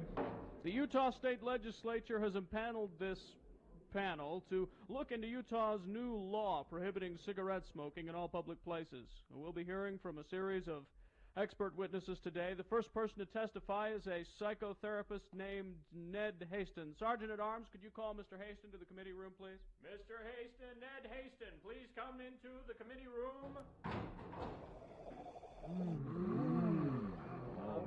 Mr. Hastings, thank you for being with us today. May I say that this is an unusual contraption that you're wearing. It looks like a spacesuit. Close, but no cigarette, Mr. Chairman. It works on the same principle as a spacesuit, and it was developed by NASA. But this is my patented Ned Hastings smoke suit. The backpack portion recycles fine, rich Turkish tobacco instead of fresh air. The bubble headgear captures every bit of smoke. None escapes into the outer atmosphere, thereby allowing me to roam freely through Utah's smoke-free environment. Well, I'm not sure that this is allowable. You may be breaking a Utah law. Oh, but I'm willing to take that risk for the sake of sweet, sweet tobacco. Mr. Hastings, I'm having a hard time seeing your face through the bubble. Oh, yes. I'm still working on a system to clear the tar and nicotine resins from the inner surface. I have a devil of a time behind the wheel of my sporty car. Oh, yes. Mr. Hastings, you've been called before this panel as an expert witness. You are a psychotherapist, are you not? I am. And what is your expert view of the new Utah Clean Air Act? I feel that it is an abomination before God and man. Not only does the law discourage people from finding good mental health by becoming new smokers, it is causing those existing smokers who have achieved some measure of mental stability to become unhinged. If this law stays in effect, I am anticipating a rash of crimes the like of which you little people have never... My God, his suit's sprung a leak! Filthy tobacco smoke is leaking into the hollow chamber. Evacuate this building immediately! Oh, no. If tobacco smoke is leaking out, that means that fresh air is getting in. Must reach the cigarettes in car. Only chance. Will Ned make it to his cigarettes in time? Join us next as Iger Brothers Chain Link presents another in the continuing adventures of Ned Hastings, Smoking Psychotherapist.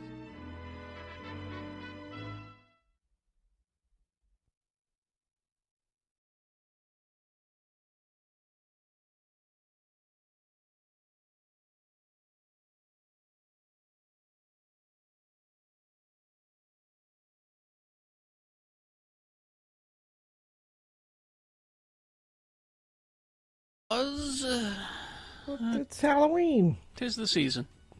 Yeah. Which, we gotta play some Halloweeny music, and we are dangerously close to running out of time for a visit from Chainsaw Guy. Did you want to mention who did that song for people, just in case they don't know? It's Dragula. It's Rob Zombie. Yeah. Mm-hmm. So you're saying that you want to visit from Chainsaw Guy soon? There he is right there. X96.com/live. That's there Carrie. That's not Chainsaw Guy. That's... See, that's him. You don't know that. No, that's not him. I know Chainsaw Guy. That's not Chainsaw. We Chainsaw Guys are legion. There are many of us. That's true. We're like Santa Claus. Yeah. We're everywhere. Yeah. They're You're one of Chainsaw helpers? So Carrie is one of Chainsaw Guy's little helpers. I'm one of the helpers. He's one of the helpers. Chainsaw Guy, yes, there is a Chainsaw Guy, but he can't be everywhere, at the same time. He can only be... Whenever I show up, I like to say, I can help. I got a big chainsaw, let me help. Okay. And it sure do me good to carve you good, let me help. Like wood. Well, sure do me good to carve you like wood. It's upsetting my dog Hudson. Sorry. Daddy? Sorry, buddy. What are you doing, Daddy? I don't know. It's up to you. Whenever you want to reach out to Chainsaw Guy, it's either tomorrow or Friday. Katie knows how to get a hold of him and schedule him. Will you find I know he's busy, Katie, but will you reach out to Chainsaw Guy and see? I mean, we've reached out to a bunch of political candidates that want to be on the show, but I think we need to bump some of them. The last time I talked to him, he was very busy. He not only was not working in haunted houses, he had given up his self-help life coaching business for a while. Why? He's a self-certified life coach. Well, as he put it to me, I'm very busy finishing my rec room in his basement. He's been building a rec room in his basement, and so he said, putting in the Knotty Pine wooden panels, very, very hard. It's harder than I expected. Well, we need to check in with him before Saturday. Yes. So yes, might be able to call you from the rec room. I don't know. All right, let's take a break. We will be back. And we'll get your boner fight taken care of and find out who boner of the day is. Also, a reasonable amount of news coming up. Stand by for that. Ogden River Brewing. Oh, Ogden, you are so lucky. 358 Park Boulevard in Ogden, open for business as of today. Ogden River Brewing has been years in the making, of course. The project began with a Kickstarter campaign. I remember we had the guy, Pat Winslow, in our studio back when they were just talking about doing this. He's a former railroad man who wanted to become a brewer, and he has. So Ogden River Brewing, open right now, starting today. The initial draft offerings include Hoppy Amber, Scottish Ale, Lavender Goss, Chocolate Coffee Stout. Then they have a Pale Ale and an IPA and an American Wheat. 10 drafts. Full bar, restaurant. It is a beautiful facility that they've built there just off of Washington Boulevard down by the river. Lots of food, vegetarian-friendly options as well. So check them out. It's opening today. OgdenRiverBrewing.com is the website.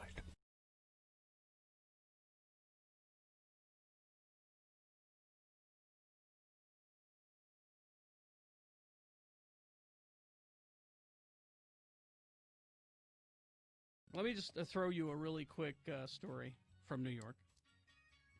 We stayed at the Grand Hyatt, which was in near Grand Central Station. It sounds grand. It was very nice. There's the regular Hyatt and then the Grand. The Grand Hyatt.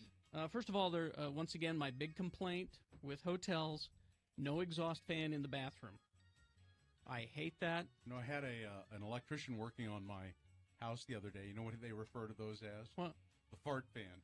Exactly. Nice. Exactly. Is that what you need it for? Said I forgot to bring you the fart fan. We'll bring that by and put the. And here's why it would have helped on this trip. Okay, so my lovely wife Sue, who's just a dainty flower. She yelled at me, "Hey, the shower drain, the bathtub drain is clogged. I can't get it to drain."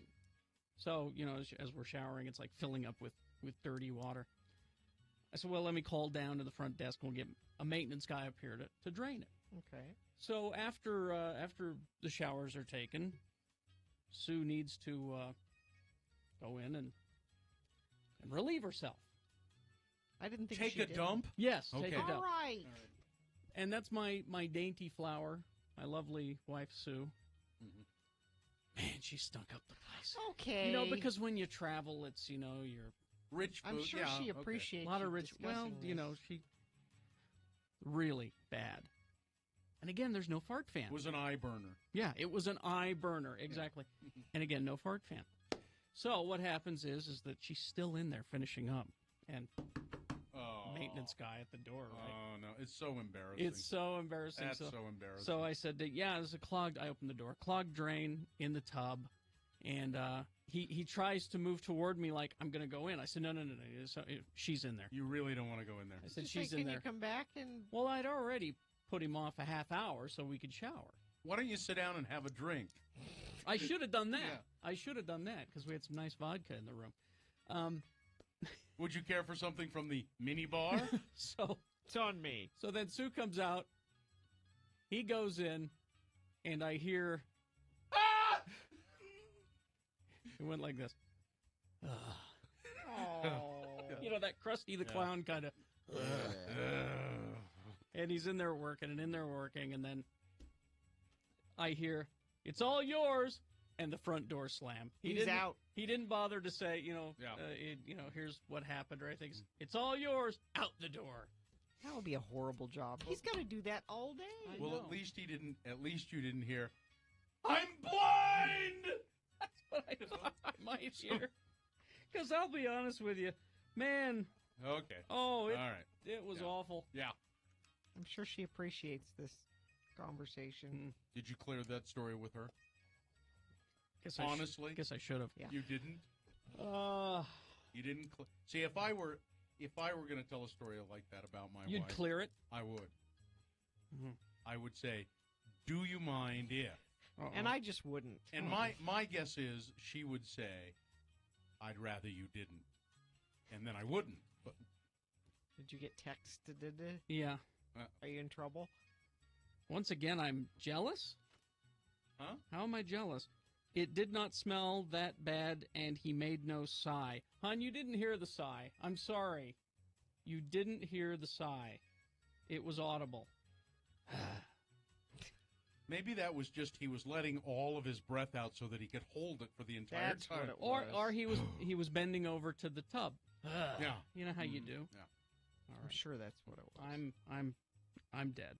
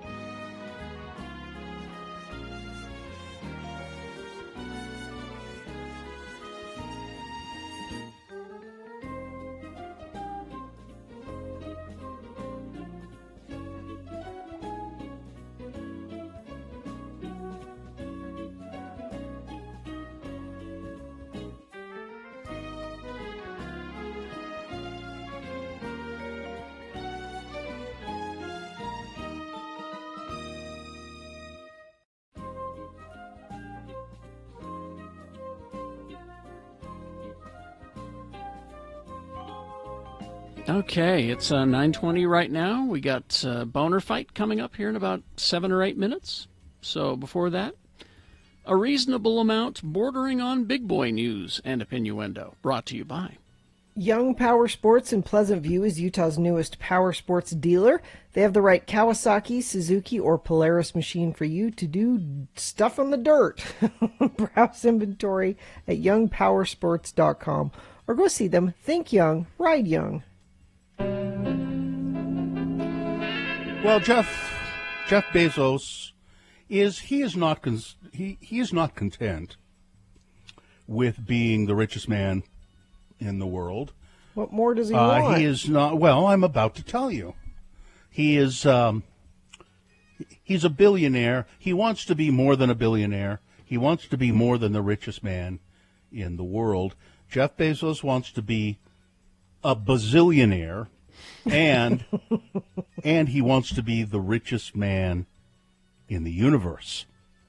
Okay. I think if you're the richest man in the world, Jeff, you're the richest man in the universe.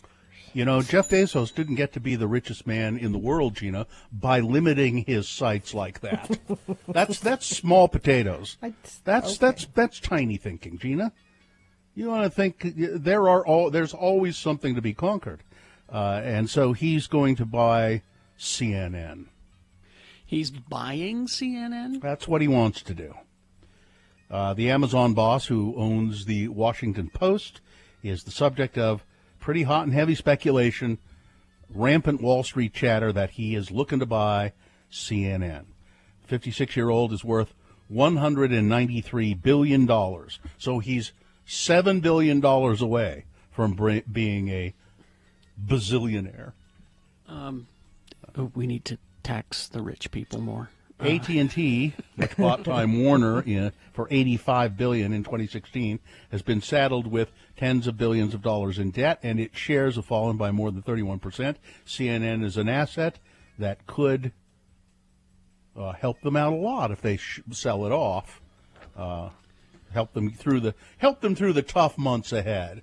You know, where they've got these billions of dollars, and it's not going to be enough to cover their debt.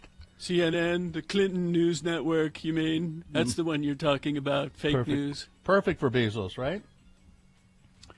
Utah coronavirus cases up yesterday again, forcing 2 Salt Lake County high schools to close their doors and switch to online-only instruction. That's on a day when Utah recorded another 1,145 cases of the coronavirus. Utah's death toll stands at 578. 4 fatalities reported since. I could just say the next 3 words and then you could stop me. Why don't you do that? 578, 4 fatalities reported since Monday. Now, would you like to stop me? 500. We just say that number and move on. That's 578 people that died alone. They had healthcare workers there. Not one of those people died with someone they love holding their hand. 578 people died. Think of the people in your life that you love the most. Them dying alone. Think of yourself in a hospital bed. You're dying. Your spouse, your children, your best friend can't come sit with you. You know you're dying. It's happening. It's actively happening, and they can't be there. 570. That number just gets. I think people think, well, that doesn't sound like a lot of people. 578 individuals died alone. You know what's people respond to even worse than that? Olympus High School is reporting that they have 15 cases and they're going to have to go to online classes. That Taylorsville and Olympus and 6 Granite District high schools will be under online classes only. That Kearns is having to give up their championship, or their playoff football game. Other schools aren't being able to play football, Gina. This is what people are worried about. Hospitalizations are steady, 296 patients. That's the only slightly bright spot in the whole thing. Hospitalizations held steady. Utah has lost millions of dollars in liquor sales for the second month in a row. Now, I find that hard to believe because I have never gone to the liquor store before it was open. A few minutes before it was open. I thought, I'll go to the liquor store. I'm out and about doing a couple of things in the morning. It's almost 11 o'clock. I thought I'll be able to just breeze right in. And so there were like 20 people waiting outside. Really? But what they're not doing is drinking in restaurants and bars. That's where it's coming from, yeah. The DABC reported $6.2 million loss over the last year. It is in large part, I think, because of restaurants and bars who buy a lot of the liquor. They're not getting as much from the liquor store. Both Utah newspapers, daily papers, are now ceasing daily publication. The Salt Lake Tribune and the Deseret News both have said the end of the year for sure for Salt Lake Tribune. I think the Deseret News was a little vaguer about the deadline, but they will both stop producing daily papers. Now, they're not going to go out of the reporting business. They'll still do daily reporting online, but no more daily paper. Melania Trump says, don't vote for Joe Biden. He's a socialist. Socialist. Ask a socialist. They'll tell you he's not. Far from it, as a matter of fact. Yeah. He's socialist. Don't vote for him. I come from socialist. I know. I know. No, you don't. You want to know the states where realtors don't have to tell you if somebody died in your house, the house that you want to buy? They don't that should be a national law. They have to tell you that. In some states, it is a law. It's not a national law, though. Not required to disclose anything at all. Now, they can't, if you ask a real estate agent, as far as you know, has anybody ever died in this house? And the real estate agent will have to tell you. And if they do know and they say, well, I don't know, I'm not sure, but they really do know, they're breaking the law. But, of course, Utah is one of the states where they don't have to disclose whether someone has died in the house that you want to buy. Now, in my case, when I bought this house 24 years ago, whatever, this house is very old. Mm-hmm. It's over 100 years old. I pretty much have to assume that somebody somewhere along the line Bill's tripping over ghosts in his house. Died in this house. We didn't ask about this house, but we had someone in the neighborhood tell us that the woman who lived here before, she's by herself, and she fell down the stairs, and she stayed down there at the bottom of those stairs for days until they found her. Yeah. Oh, right. Carrie's pointing at it. It's right there. There aren't any stains over there? Over there. Well, they had the carpet. They had the carpet down. So, it's interesting that some states these things kind of vary. So, in Alaska and South Dakota, you have to disclose if there's been a murder or suicide within the past year in the house. In California, you have to disclose any death within the last 3 years. Delaware, you don't need to disclose anything unless there's a written request from the potential buyer. Georgia, Kentucky, and Wisconsin don't need to disclose anything unless directly asked. No disclosure required, but sellers are recommended to disclose anyway, Kansas and Ohio. So Kansas and Ohio, they say, there's no particular law, but we recommend you real estate agents come clean about this. And there are a couple of other weird, variations on this, but in Utah, don't have to say a thing. For some people, it's a selling point. They want a ghost in their house. I want a murder house. Yeah, I want a murder house. Get a good deal on a murder house. Oh, Sue just informed me that I thought she died. She just broke her hip, but she was there for days. Oh, so that's no good. It's not an actual haunting. It's like you can just feel the resentment right over that way. Yeah. It's not like It's Boner Fight with Radio from Hell on X96. Okay, here we go. The winner from round one was back in the 7 o'clock hour. If you were with us, you know this candidate. It's We Ended the Pandemic. That's right, it's over. The White House Science Office. Yes, I know, hard to believe, but there is a science office. I'm not sure whether the White House will be required to disclose whether anyone died in that office when they leave the White House, but they might. They say that the Trump administration has ended the COVID-19 pandemic. Interesting. Yeah. That's going up against number 2, glass of water. Well, that's $3. That's how much they are charging at Mar-a-Lago, charging for, they're visiting dignitaries. Yeah, the president sometimes isn't even there when this happens. Well, did you see? We got called out on Twitter about this. No, I didn't see that. There's sports stadiums that charge $4 for a bottle of water. Well, but wait a minute.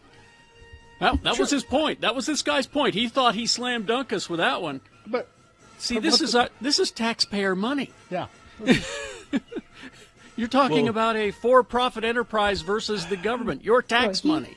He shouldn't be making a penny No. off the taxpayer for selling water at a business he owns. he Not should one not. penny. He should. Oh, but that guy got us on Twitter. Oh! All right. All right, that's number 2.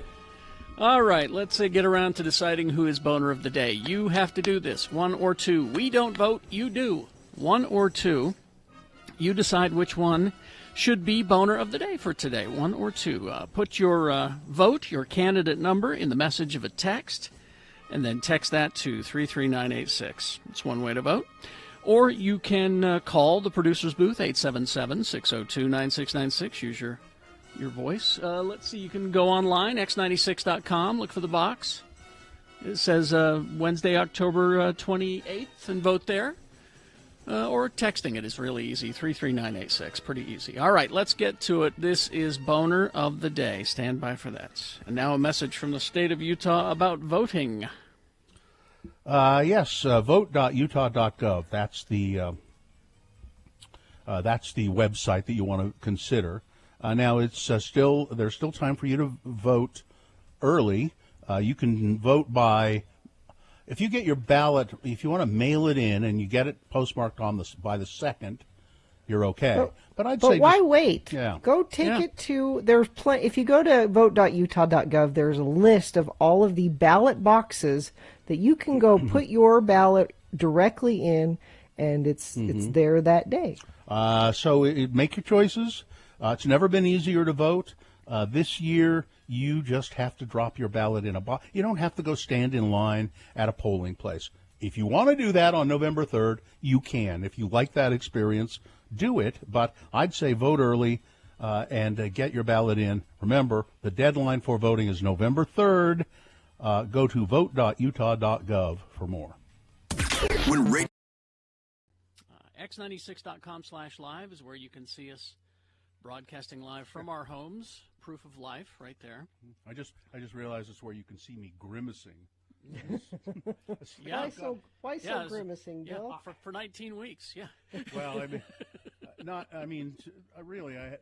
just today, just the last half hour or so, I never get headaches. I don't ever get a headache.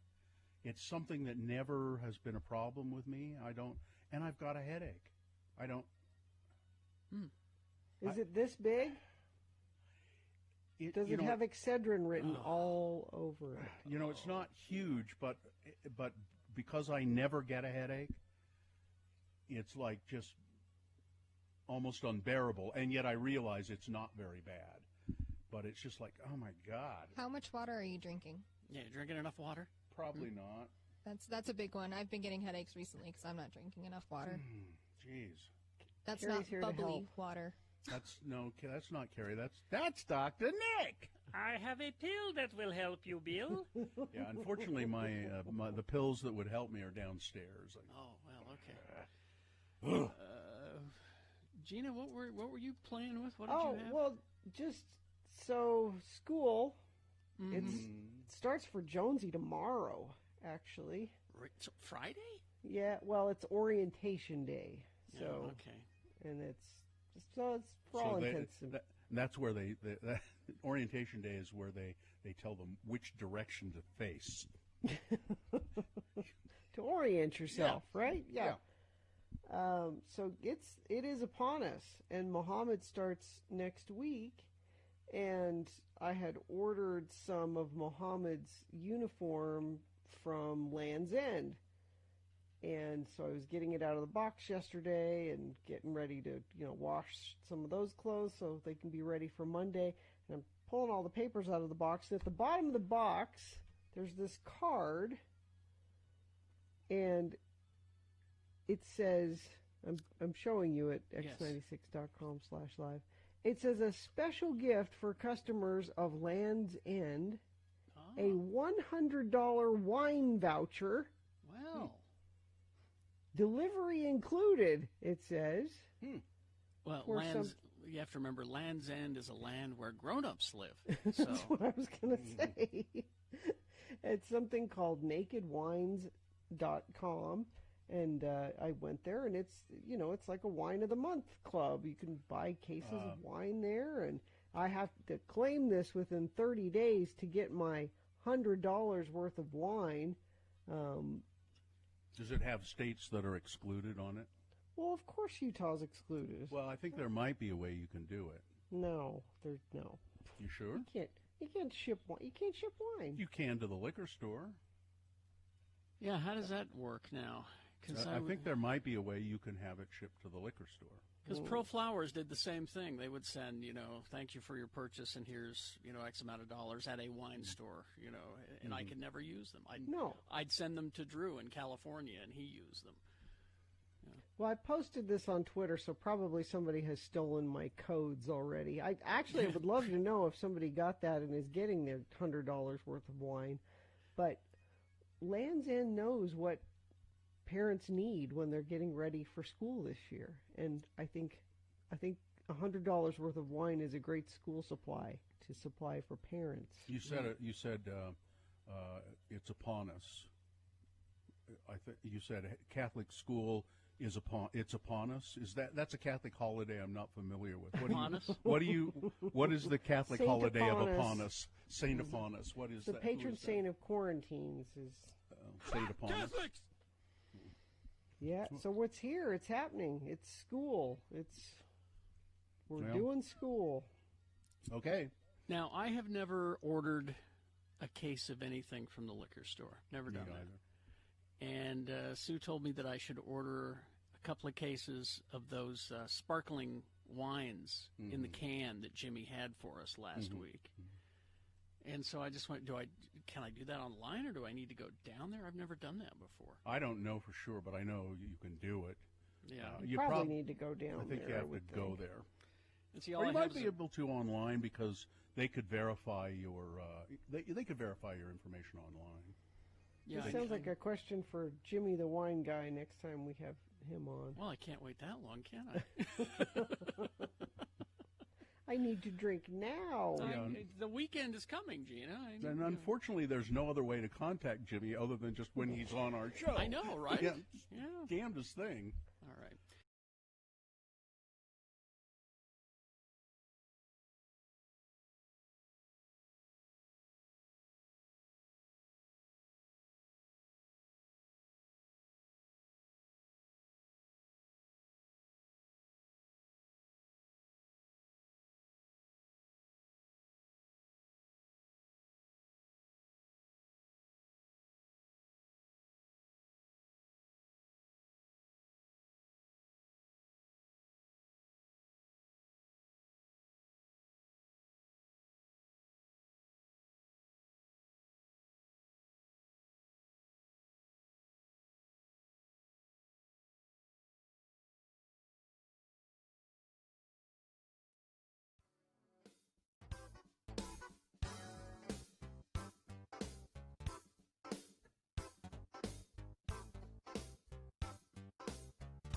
All right, 9:39. Let's award Boner of the Day. And it's brought to you in part by an Asian dish that my wife made, and it was really good.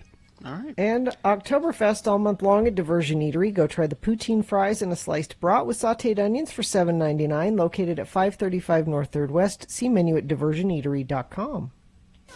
Oh, I had some pumpkin pie flavored gelato too. Number one, this was not much of a contest, surprisingly. Boner candidate number one, well, we ended the pandemic. That's right, it's over. According to the White House Science Office, trumpeting the Trump administration's fine record, said among the many things we have accomplished during this 4 years is we've ended the coronavirus pandemic. Really? Going up against number two, a glass of water, that'll be $3. Trump's Mar-a-Lago resort billing $3 for a glass of water. That's taxpayer money, by the way. Going into his pocket. Yeah. And so the winner was going away with it, number one. Really? Yeah, we ended the pandemic. Got 4 times the votes. Well, there you go. That's your Boner of the Day for today, the 28th of October. It is now qualified to be Boner of the Week. Katie, go ahead and hit that little disclaimer thingy for us there. The following is a sponsored feature. Thank you. We have Doug and Pat on the phone from Ogden Brewing. Doug Hofling and Pat Winslow. And you guys there? We are here. We're here. Are you down there by the Ogden River right now? We're literally sitting about 15 feet from the Ogden River on our freezing patio because it's the only quiet spot in the place. It's the brand new Ogden River Brewing. Today is the grand opening, and it's exciting. It's a beautiful facility. If people go to the website, they can see some pictures. It's just OgdenRiverBrewing.com, I think, right? Correct. Yes. Okay. And beer. 10 different beers you're pulling right now? Well, we got 10 taps. We got 5 on tap because we're just getting our feet under us. Mm-hmm. But I'll let Pat speak to that. Yeah, we worked pretty hard to get 5 beers on tap by the time we did our soft opening. But it takes about a good 3 weeks to get a beer ready to be served. Mm-hmm. So next week and a half or two, we should have all 10 taps filled. Now, you guys, I got this, and I remember Pat when you guys, I think, were in our studio was over a year ago, maybe. About a year ago. Yeah, talking about getting this the Ogden River Brewing underway and the great plans for it. And I think it's remarkable, that you've done it. The pandemic has gotten in the way, but you didn't let that stop you. You kept pushing ahead, and I think that's fantastic. And you must have been harder, but way to go, you guys. It's good job. Thank you. We haven't slept in 3 weeks, and in fact, I'm not entirely sure I'm awake right now. But yeah, it's been a challenge, and I think everybody kind of needs a win right now. So we're really happy to have this thing open. Yeah, Pat, Bill, I don't know if you've looked at the menu, but I've already picked out your food for you. I haven't had a chance to look at the menu. What am I having? Well, you're going to start with the Mormon Hush Puppies. Ooh, those are great. Those are delicious. All right. They're served with Antelope Island sauce. What makes them mostly I bring Mormon? this up. What makes them Mormon Hush Puppies? Well, they're deep fried funeral potato balls. What else could they be? Oh, not cornmeal. That's okay. Good. All right. And then what's Antelope Island sauce? That's what I want to know. That's our version of a Thousand Island sauce. It's kind of like a knockoff on fry sauce, but we use sriracha. Oh, okay. All right. Excellent. That's great. See, this makes me sad that I can't attend your grand opening today. I want to. I'm going to do a Facebook Live thing and try some of your beer. But this sounds like a lot of fun. Tell us about the beer. I've got a growler. Somebody dropped a growler off at my house. It's the Hope Train Pale Ale. Pat, tell me what that's like. Well, it's a hop train. Oh, hop train. Okay. It's we only hope you like it because of hoppy. It's misspelled on the copy that I've been given then. So, okay, hop train. Yeah. Hop train, yeah, that's a really nice American pale ale that's citrus forward in the hops. Has a really fine malty finish to it. Very drinkable. It's one you want to have one after another on that beer. Well, I'm going to try it today. That's the first beer we kicked out of this brew house while there were still electricians and plumbers banging into things, so we're pretty proud of it. Ogden River Brewing, just quickly describe, I know this is a beautiful facility. Can you describe it to people? Paint the picture. Okay, so we tried to kind of give a sophisticated look to the place, so we really paid attention to our bar programming. We have a beautiful custom-made back bar with beautiful blue subway tile, gorgeous booths that are supposed to be reminiscent of train station booths, kind of a knockback to Pat's past and also Ogden's history.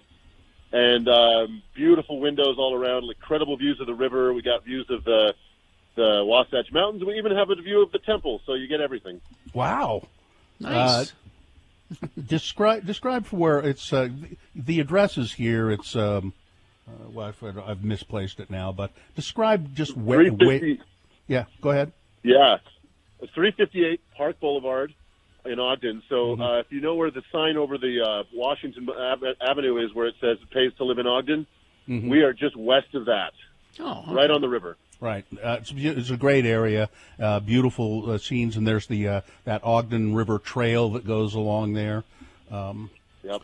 Yeah, it's I can't wait to get up there and try it and be a part of it. You're open for breakfast, lunch, and dinner, right? just lunch and dinner, and then brunch on the weekends. Okay, brunch on the weekends.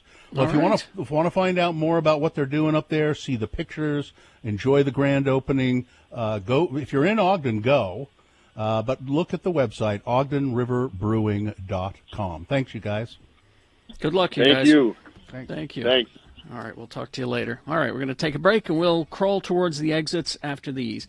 HasterGames.com is the website. Of course, they're locally owned and operated at 6831 South State Street there in Salt Lake. They've been there for quite some time. They just remodeled it a little while ago. But they suggest that for Halloween, why don't you play a horror-themed board game? You know, we're discouraging going out trick-or-treating or going to parties, so why don't you stay home and try one of their horror-themed board games. The Spooky Spectacular Sale happening now at Haster Games. Horror-themed board games and role-playing games are 10 to 40% off. All of the Call of Cthulhu role-playing game products are 20% off. Last Night on Earth, 30% off, and a lot more on sale. I know they got some zombie games and things like that down there. So hey, there's an idea for you for Halloween.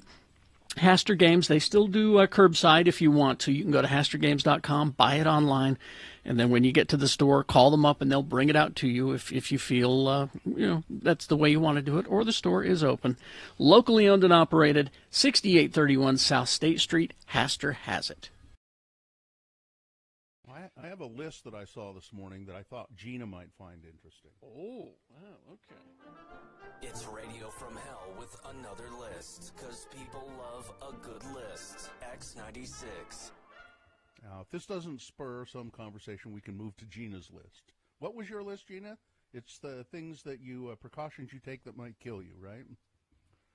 That's important information as well.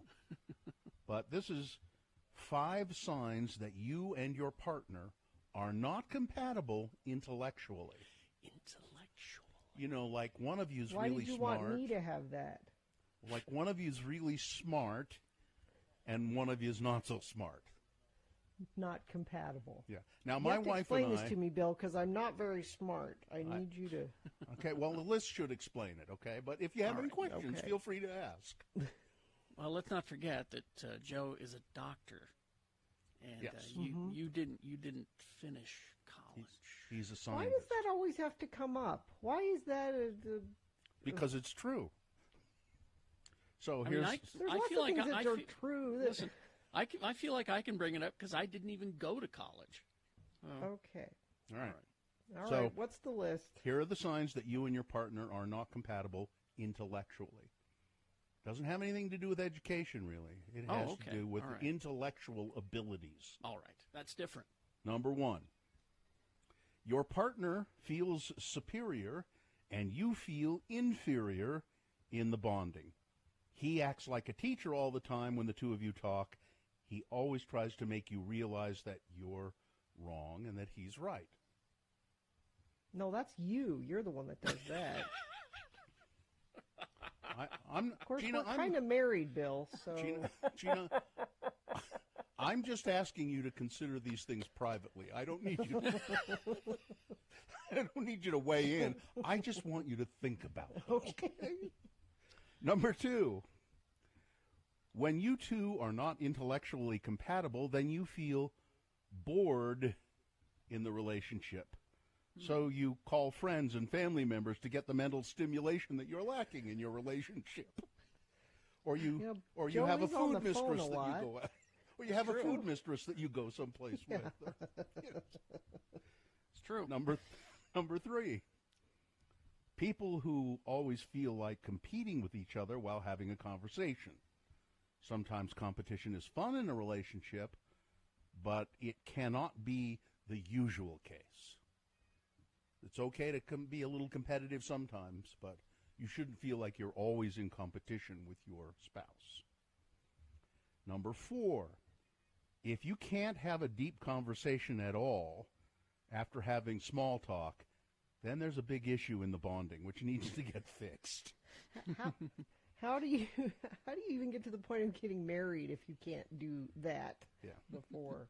Well, this is I think this is advice. A lot of advice. These are things you should have considered or Oh. perhaps Joe should have considered before he married you. But he was just blind. He was just blinded by your beauty, I think. No, that wasn't it. Number 5, the last one. If you need any advice from your partner about something, then instead of giving it, they will start talking about themselves for giving examples on the same topic. When people are not compatible intellectually, they often tend to do this. So it's not quite clear, is it? No, I don't understand that one. So, really. if you want Please some help advice, me, smarter person. So if you want some advice from your partner, what do you think I ought to do about this? They say, well, here's how I would do it. This is what I would do. I've had this experience, and this is what I do, and this is it's all becomes centric, rather than, well, given your limited abilities, maybe you you couldn't maybe possibly what you handle this the same way I would. You don't have the capacity to deal with this in the way that I would deal with it. Given your small thinking, what I would, So that's your list of 5 Great, things. thanks. Hope you'd enjoyed another list with Radio from Hell on X96. Well, wait a second. I got a little bit more. I can handle things. I'm smart. Like dumb, I'm smart, and I want respect. Yeah, what he said. Fredo. All right.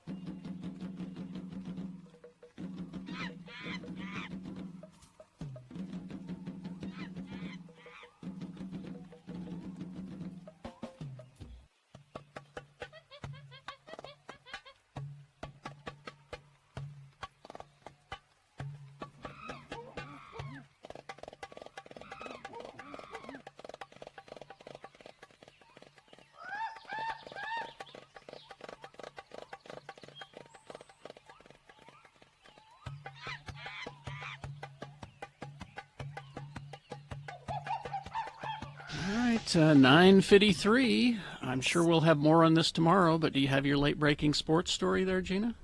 Yeah, it's kind of it's actually really surprising. Yeah.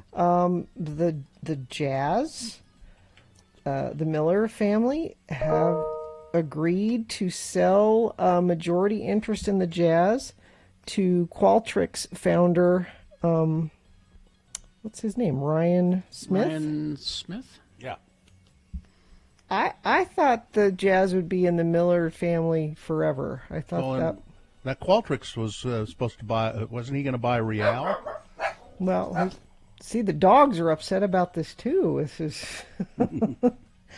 I mean, there was talk of that, and who knows what's happening with that. But Gail says, I've known Ryan for several years and admire the values by which he and his wife Ashley live their lives.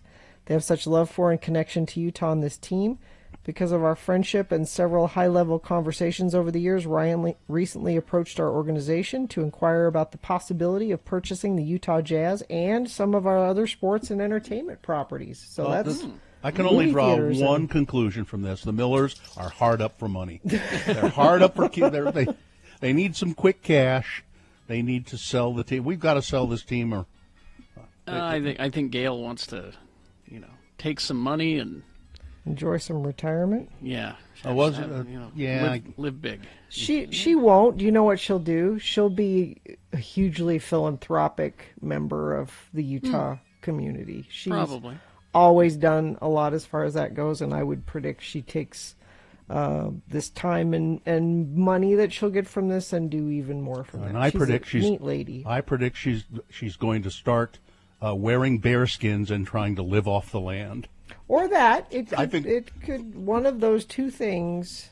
Tell it to the Utah Jazz, Snowflake. She's going to learn how to hunt and fit. Well, she probably already knows how to do that.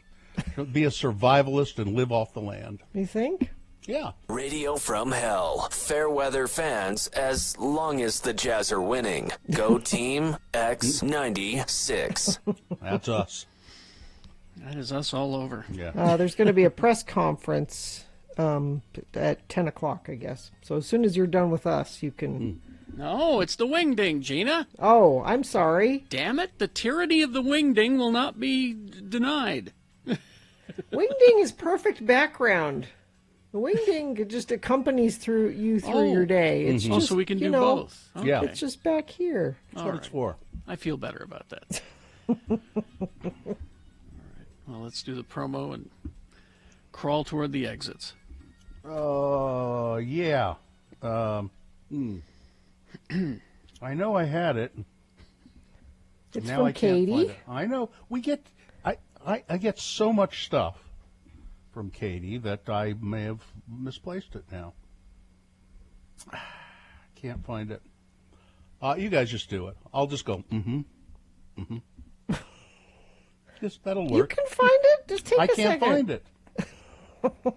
It's not here. Katie, could you resend it to him? I can just go, She just did.